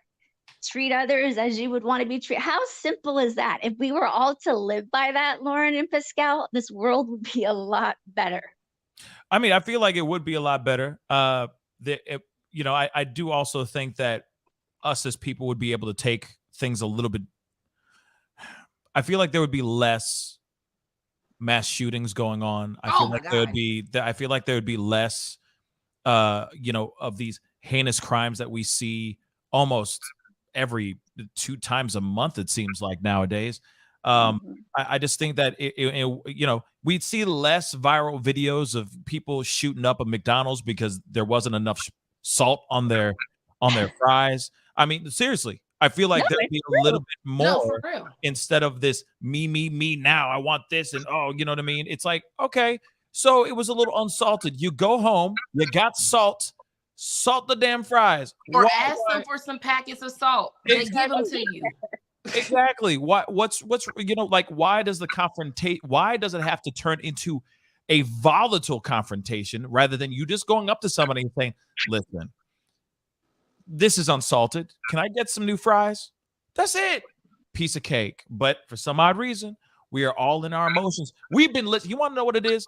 We've been listening to too much damn Drake. We're I all was gonna say that in our too. emotions. We've been in our feelings since 2008. Thank you. We've been in our feelings way too much. And it's like, hey, no shade to Drake. You know what I mean? I like his stuff too. I like his stuff all the day. It's fine. Okay. But at the same time, it's like, damn, we are all up in our feelings all the time. And it's like, yo, We're we too need sensitive. to, but it's funny though. Isn't it funny that we're too sensitive, yet we still are denying that mental health is an issue that we need to look at? Why are we so sensitive, yet we won't talk about mental health? What And makes at you the sensitive? forefront of most conversations. Do you see what I'm saying? Yeah, it's like we're sensitive, but we don't talk about what makes you sensitive. We don't break down the sensitivity. Another thing that this may be this point that I'm about to say may ruffle some feathers. Oh no. Let me put you on mute real quick. No, I'm just kidding. Go ahead. Go ahead. Ruffle, but unpopular opinion. Okay, I do not. No, I'm kidding. I do not endorse. No, it's not that bad. It's not that bad. Okay, I'm just playing. Go ahead. It's not that bad, but I bet you anything, it's probably in the back of that head, Pascal, what I'm about to say. Come on. Bullying is BS to an extent. Now, hear me out. I think that we've taken what a real bully is and turned it into this figure. A bully, when I grew up, a bully was someone who was knocking you out, like physically, like you were going through some turmoil. It wasn't someone just roasting you at the table. You know, I don't know if we're not teaching our kids how to high side. Well, we call it high side. I'm from Missouri, but we don't teach people how to high side or gag, crack jokes anymore. But you got to be able, I don't know, that was something that my cousins, we would play around in the corner and just crack jokes on each other, worst of the worst. Because once we got out in the world, there was nothing that you could say to me that I didn't already hear since I was 2 years old or whatever. I know that my lips are big. I know my nose is big, whatever. But it's like when someone says those things, it doesn't trigger me. I got teased in high school. I didn't think about, okay, yeah, you crack jokes. I crack jokes too. But I didn't think about going to pick up a firearm and blasting out my school. My younger brother was 6'10" at 14. He got teased a lot, okay? Yeah. He's also very introverted, and all he likes to do is play video games. So he was the pick of the litter from getting teased. Everybody thought he should play football, but he was very sensitive. He wasn't like that. He got teased a lot. However, when those jokes came, his kickbacks were so lethal because I used to give it to him. So it was just like those kickbacks were lethal. He was able to get on. Of course, there's been times where he was just like, I really don't want to go to school today. And, my mom would say, you know what? You don't have to deal with it because of whatever. But at the end of the day, he was able to deal with it in a different manner because those type of teasing games or whatever was already exposed to him. I think that nowadays we're using that bully title for just any and everything. And certain things are not really bullies. Some people are just a-holes. That's just who they are. They're just a-holes. They're not necessarily a bully. They're just rude. They don't know how to conduct themselves. They're hurt, so they're hurting other people. But I don't know. I just think that we're just calling everything, oh, they got a bully. They've been bullied. And now you got these kids that are just getting teased. Regular childhood things, thinking that, oh, it's the end of the world because someone made fun of my haircut. So now I got to shoot myself and shoot up the whole school. Right. Can I say something on that? Okay. There's two sides to it because I was super small. I was I was teeny and I had these little Mickey Mouse ears. And I remember, getting teased, but I also had a bigger bully that used to hit my head all the time in PE. And no one would ever come to my rescue. So you know what I'm saying? So I would have they're still we're the mean girls because remember I got in junior high and rumors would start and I actually had to leave school because the girls were so ruthless. It really was a horrible, horrible time. But at the same time, I know what it's like to be kind of jumbled around and hit. And I was silly and funny and I built my alligator skin because that's honestly, no one knows. You're right, Lauren. We're very, very sensitive. No one builds up that alligator skin. And truly, everybody does tease each other. You make jokes, but there's the extreme side of girls can rip each other apart. But I don't necessarily think of that as bullying either. I think of those as cruel words, but I know what a bully is when they, again, a big girl over there hitting your head in PE because she was bigger than you. That's what I think of as a bully. It's true. and it's lost in translation because of generations' experiences. Again, those kids that were being helicoptered, it was mommy is there to comfort you at every single little moment, and they're not there at school at those moments, and all the kids do was whine, and then all of a sudden you get social media where you can attack people and not have the consequence right there, or do it secretly. And that's when I think it got out of control, because technically social media, you are bullying people, you're using words instead of your hands, but it's totally like this disassociative concept for people. And bullying, yeah, you're very right. You're very, very right. I mean, these are seriously generational kind of conversations.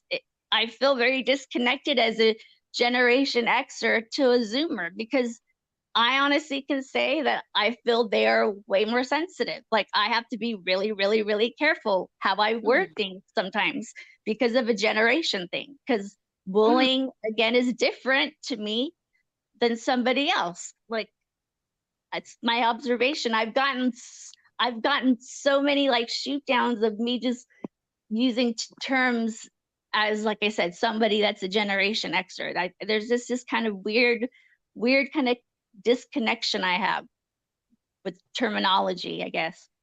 You know what? That just brings up a good point. What if, this is a theory, what if sensitivity is coming in waves? Because you just brought up a really good point. My mom's generation is super sensitive. My brother's generation, he's technically the beginning of an X millennial. He's on that cusp. I'm a millennial. But it seems like out of the 4 generations that are out right now, I'm not going to talk about the people before them. You got boomers sensitive, then you got Generation X, then you got millennials, then you got Z, whatever they're called now. So it's like, I'm wondering, because it seems like to me, millennials and Xers are the main ones that are saying, yo, pull up your pants, like pull down your skirt, pull up your pants, like toughen up. But it seems like you got the boomers who were sensitive, and because they're getting older, right? So you have to think about that too. They're getting older, so there's a lot of things they just don't mentally want to deal with anymore because they've already dealt with some things. Then you got the young kids who are inexperienced, and I think that these boomers have made a situation for the rest of us a yes culture. Because think about it, social media is mainly on likes. You don't have dislikes on YouTube anymore. You're not getting any negative gratification or any negative stimulation at all. And life is about yin and yang. You have positive and you have negative. And if you keep forcing nothing but negative experiences to everyone, then you have these young kids expecting that the world is positive and it should always be positive. And if I don't receive something positive, then it's a visceral reaction. Someone is attacking me. No one is attacking you. They just don't agree with you. There's a difference. And it's just like when we're pushing this, oh no, everything has to be PC. Don't say anything, not necessarily saying disrespectful, but don't say anything opposing someone. Now an opposing thought is considered bullying, or an opposing thought is seen as a problem or an attack when it's just an opposing point of view. Lauren, you are not lying. That is so true. Wow. Right. Okay. If I can interject here. Sorry. No, it's all good. Hi. I'm Pascal. How you guys doing? It's been a while. No, you guys are having a great conversation here. So the thing is I feel like there's got to be a balance. There's balance for everything, right? You got to have the yin with the yang. You can't just have yin and you can't have all yang. You got to have both, right? So I think that when it comes to bullying, right? Yes, bullying sucks and it's terrible. And I'm not sitting here saying that it's needed. It shouldn't be needed. But I also do think that it's important that kids, adults, learn how to fend for themselves. I mean, let's be real. Why do we all exist on this planet? Survival of the fittest. We as humans had to deal with some sort of adversity. We all had to overcome some sort of adversity to still be on this planet. What was that? God knows what it could have been. But we were able to fight and transcend through that, right? That's why we have multiple generations. That's why we've been around for I don't know how many millennia, if we even have that many millennia, right? But the thing is that I do think it is important to have that adversity to a certain extent, not to the point where somebody goes and does something like what happened in Oxford High, right, goes and takes a gun and shoots the place up. But there also is a learning thing. There's also something that is extremely important here, is learning how to defend yourself, is learning how to stand up for yourself. But we don't live in a time like that anymore, where people are going, okay, this kid is going to stand up and like, oh, well, and then, come back with his quick little roast to the kid who keeps roasting him every single day or whatever. You see what I'm saying? Yeah. We have not gotten to the place where we have learned or taught our children or even ourselves, because some of us, even millennials and on, and before, I'm sorry, still don't know how to properly defend ourselves. Let's be real. Some of us are still trying to figure that thing out, still have bullies in our lives, right? But we still sit there in a submissive way. But the thing is that I feel like it's very important that we as humans learn how to at least defend ourselves. But it's not by violence. Nope. It's using words. But it's also being able to use words and not in a emasculating or belittling way, right? And I'm only saying this on the guy side for a second. Right. But you see what I'm saying? It's being able to sit here and go, you see what I'm saying? It's sitting here and being able to throw that zinger back and being able to walk on and knowing that you're going to be fine. But we live in a time right now where that doesn't exist. A lot of these kids are sitting here going, oh, I don't even know what to do because everyone's just laughing at me and I look like an idiot and all that stuff. And I think it is because of this instant gratification, this world of instant gratification that we live in. It's the likes, it's the subscriber base, it's the follower base, it's the viewership, it's this, that, and the third. Yes, I think it is important that I dislike the fact that there isn't the dislike button accessible anymore. I think it's important for people to see, I think it is important, but it's on more technical reasons. But I think that we live in a world where not everything is, as you said, Lauren, not everything is a yes. What if you go for that job and you don't get that job? What if you go for that girl and you don't get that girl? What if you go for that loan and they say no? What happens? We sit there and we don't want to try anymore. And maybe this is what they want us to do. And when I say they, I'm talking about that DJ Khaled. They don't want us to do certain things because they want us to stay stuck in our own mentality, in the prisons of our own minds. They don't want us to transcend. So, of course, we get all this, likey, and then as soon as we get a no, as soon as we go, maybe, I don't know, we suddenly crumble. Oh my God, the world is over. I don't know what to do. I'm not going to be a baker anymore. I'm not going to start my own bakery. Forget it. I can't even get the loan. It's like, no, you go down to the next bank and you try again and you keep going until somebody says yes. But because we live in this world of instant gratification, we think we just roll out of bed and just walk down the street and just get $1 million like that. It's not that easy. It's called work. Perseverance. And yeah, there's going to be adversity, but you have to transcend from that adversity. This is the reason why we're on this planet to begin with, y'all, because we're up against adversity for millions of years. And how we got here is adversity. When you watch the story of how a sperm fertilized the egg, that's nothing. That whole journey is nothing but adversity. There is so many different obstacles that the woman's body has to stop that sperm from getting there. Yeah. 2 different entrances. I mean, literally, I just watched this video right before I watched your live. Literally, there's so many levels to this. Like, there's levels that I didn't even know. There's like 3 different levels in the egg. I didn't even know nothing about this. But the sperm had to go through all of that. So 3 million sperm on average went down to 12. That's adversity. So the fact that you're here proves that you were able to survive adversity at the purest sense. Yep. So why can't you do that in the world now that you're living and breathing? Exactly. You is a 4 trillion to 1 chance of you being on this planet. Mm-hmm. So a whole bunch of other swimmers were right next to you and they all said no. Mm-hmm. And you got that yes. So hey, you come out here, you're doing with your stuff, you're breathing in this air, you're fighting to stay healthy, fighting to stay alive, man, shoot, adversity on just waking up every single day. Okay, the stuff that we consume every single day. We breathe in this air, and it's not clean, but we're still alive. We're still, like I said, we're dealing with adversity every single day, right?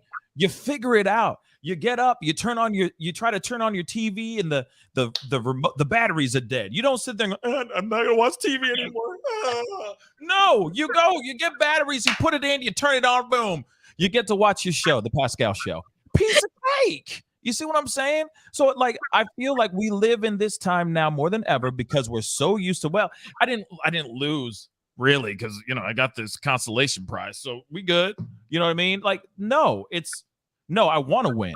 And if I don't win, I'm pissed about it. Kick the dirt from under me and I'm angry about it. But whatever, you pick yourself up and you keep going after it. Not, I'm going to solve the problem by going and shooting up a place, or I'm going to solve the problem by murdering 2 women because they're not doing what I want them to do, and so on and so on. But yes, I do think it's incredibly important, like what we said in the very beginning of this. I think it's incredibly important that our children start learning about having tougher skin. As Laura said, alligator skin, Kevlar, okay? Straight up, becoming more bulletproof instead of it just being I just got made fun of. Mom, no, mom ain't going to be around forever, baby. She's not going to sit there and go, you want some cookies and milk? Not every day. When you're 40 years old, it's not going to that's not going to happen. You see what I'm saying? So, yes, I agree 110% with both these amazingly intelligent women that came on to the panel today. I really do appreciate it. You know what I mean? Like the conversation went off the rope, but it went off the rails in a good way. No, it went off the rails in a good way because I feel like we do need to talk more about this consolation prize mentality that has been instilled in all of us. Instead of us going, hey, okay, this door got closed doesn't mean that there ain't another pathway to another door that's going to get you into the place that you're trying to get into even quicker. It just might take a little bit more time to figure out what that path is. But once you get in that door, you're going to be like, bro, whoa, there's $1 million right at my feet. Well, the guy who murdered his ex-girlfriend, that proves your point. One door closed, his marriage, and another relationship opened. But instead of seeing it that way, he decided to murder these people. Facts. So, I mean, like, it all boils down to, you just got to think about the basics of it. Where is this really coming from? Where is this being really triggered? And once we start talking about that individually with everyone around us, I think we'll be a better place as a society. But I just don't think that we're getting that because right now we're just so glued to our cell phones and likes and notifications that we're not noticing the people around us. Facts. But Lauren, really quick. Oh, go ahead. Say it's about mental health, like you said. I mean, it all comes down to mental health. Absolutely, it all comes down to that. But I think it also is mental health and mental strength. Let's not forget that, because here it is. A lot of us, we all have our moments of mental fragility, right? And it is also from what we have as a foundation, and that's our upbringing. If we don't, and I get it, some parents can be asses, okay? Some real asses out here that won't coddle when it's time to coddle, right? Yeah. But there are parents out there that will coddle too much. And it's kind of like, hey kid, you skin your knees, kid, get up, go. Not every single time does mommy needs to kiss the boo-boo. No, get up, go. Dust it off. Dust yourself off. Go. That's it. Mental strength needs to be instilled in these kids. Period. But Lauren, I do appreciate you guys coming on. What a great conversation. We need to do these things more often. Real talk.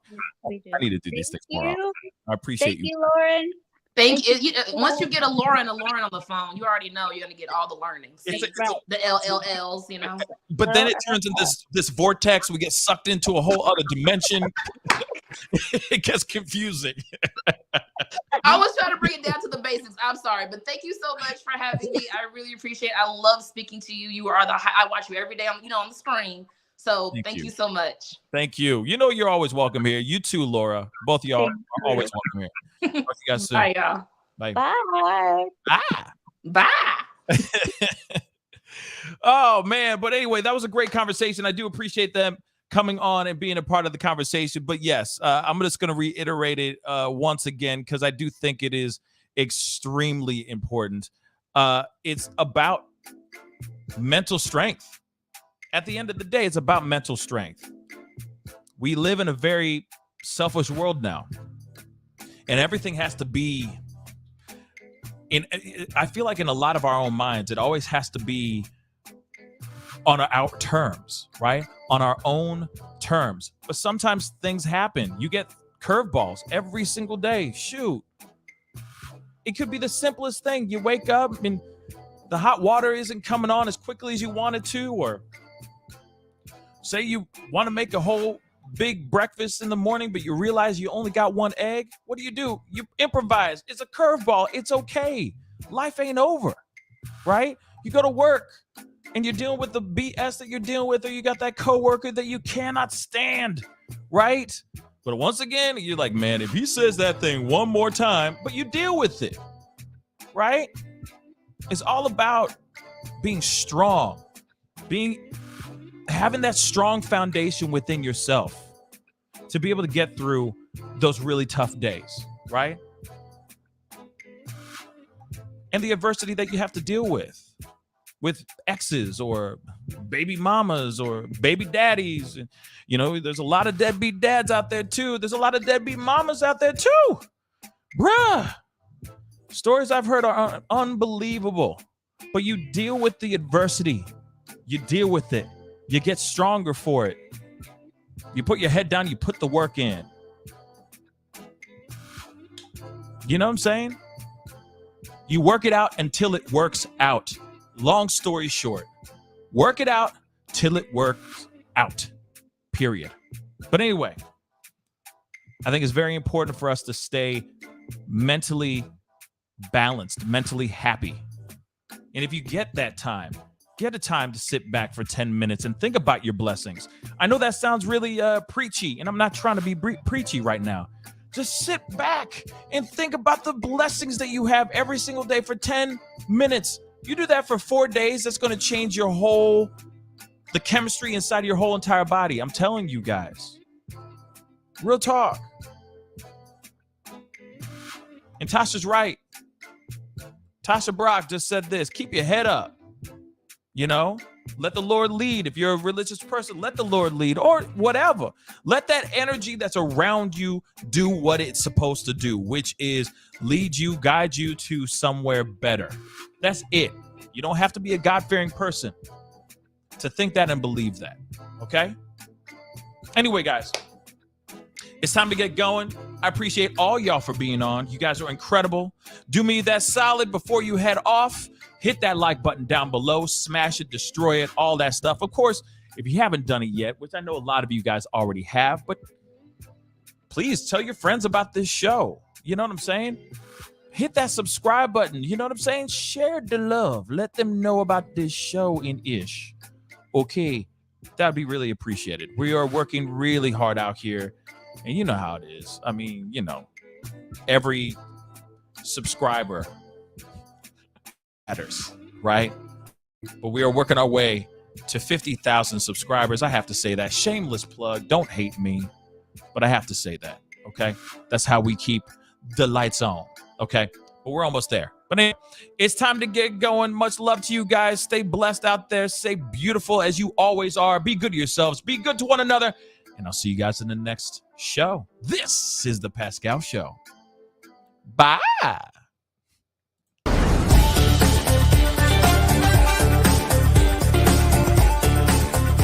You're going to perform tonight? I can't make this interview boring because this man is too exciting as a host. And I'm truly saying this, and if y'all can't do this, me and this man here is going to leave and go somewhere else where we can get some love. I want everyone in the building to say, I love Pascal on the count of 3. 1, 2, 3. Wow.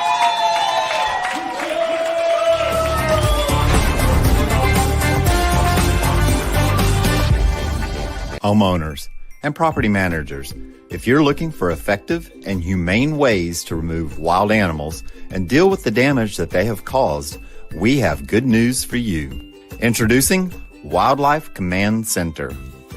We are the only wildlife company that checks 70 different areas on a structure to determine the answers to the following questions. For more information, call us now.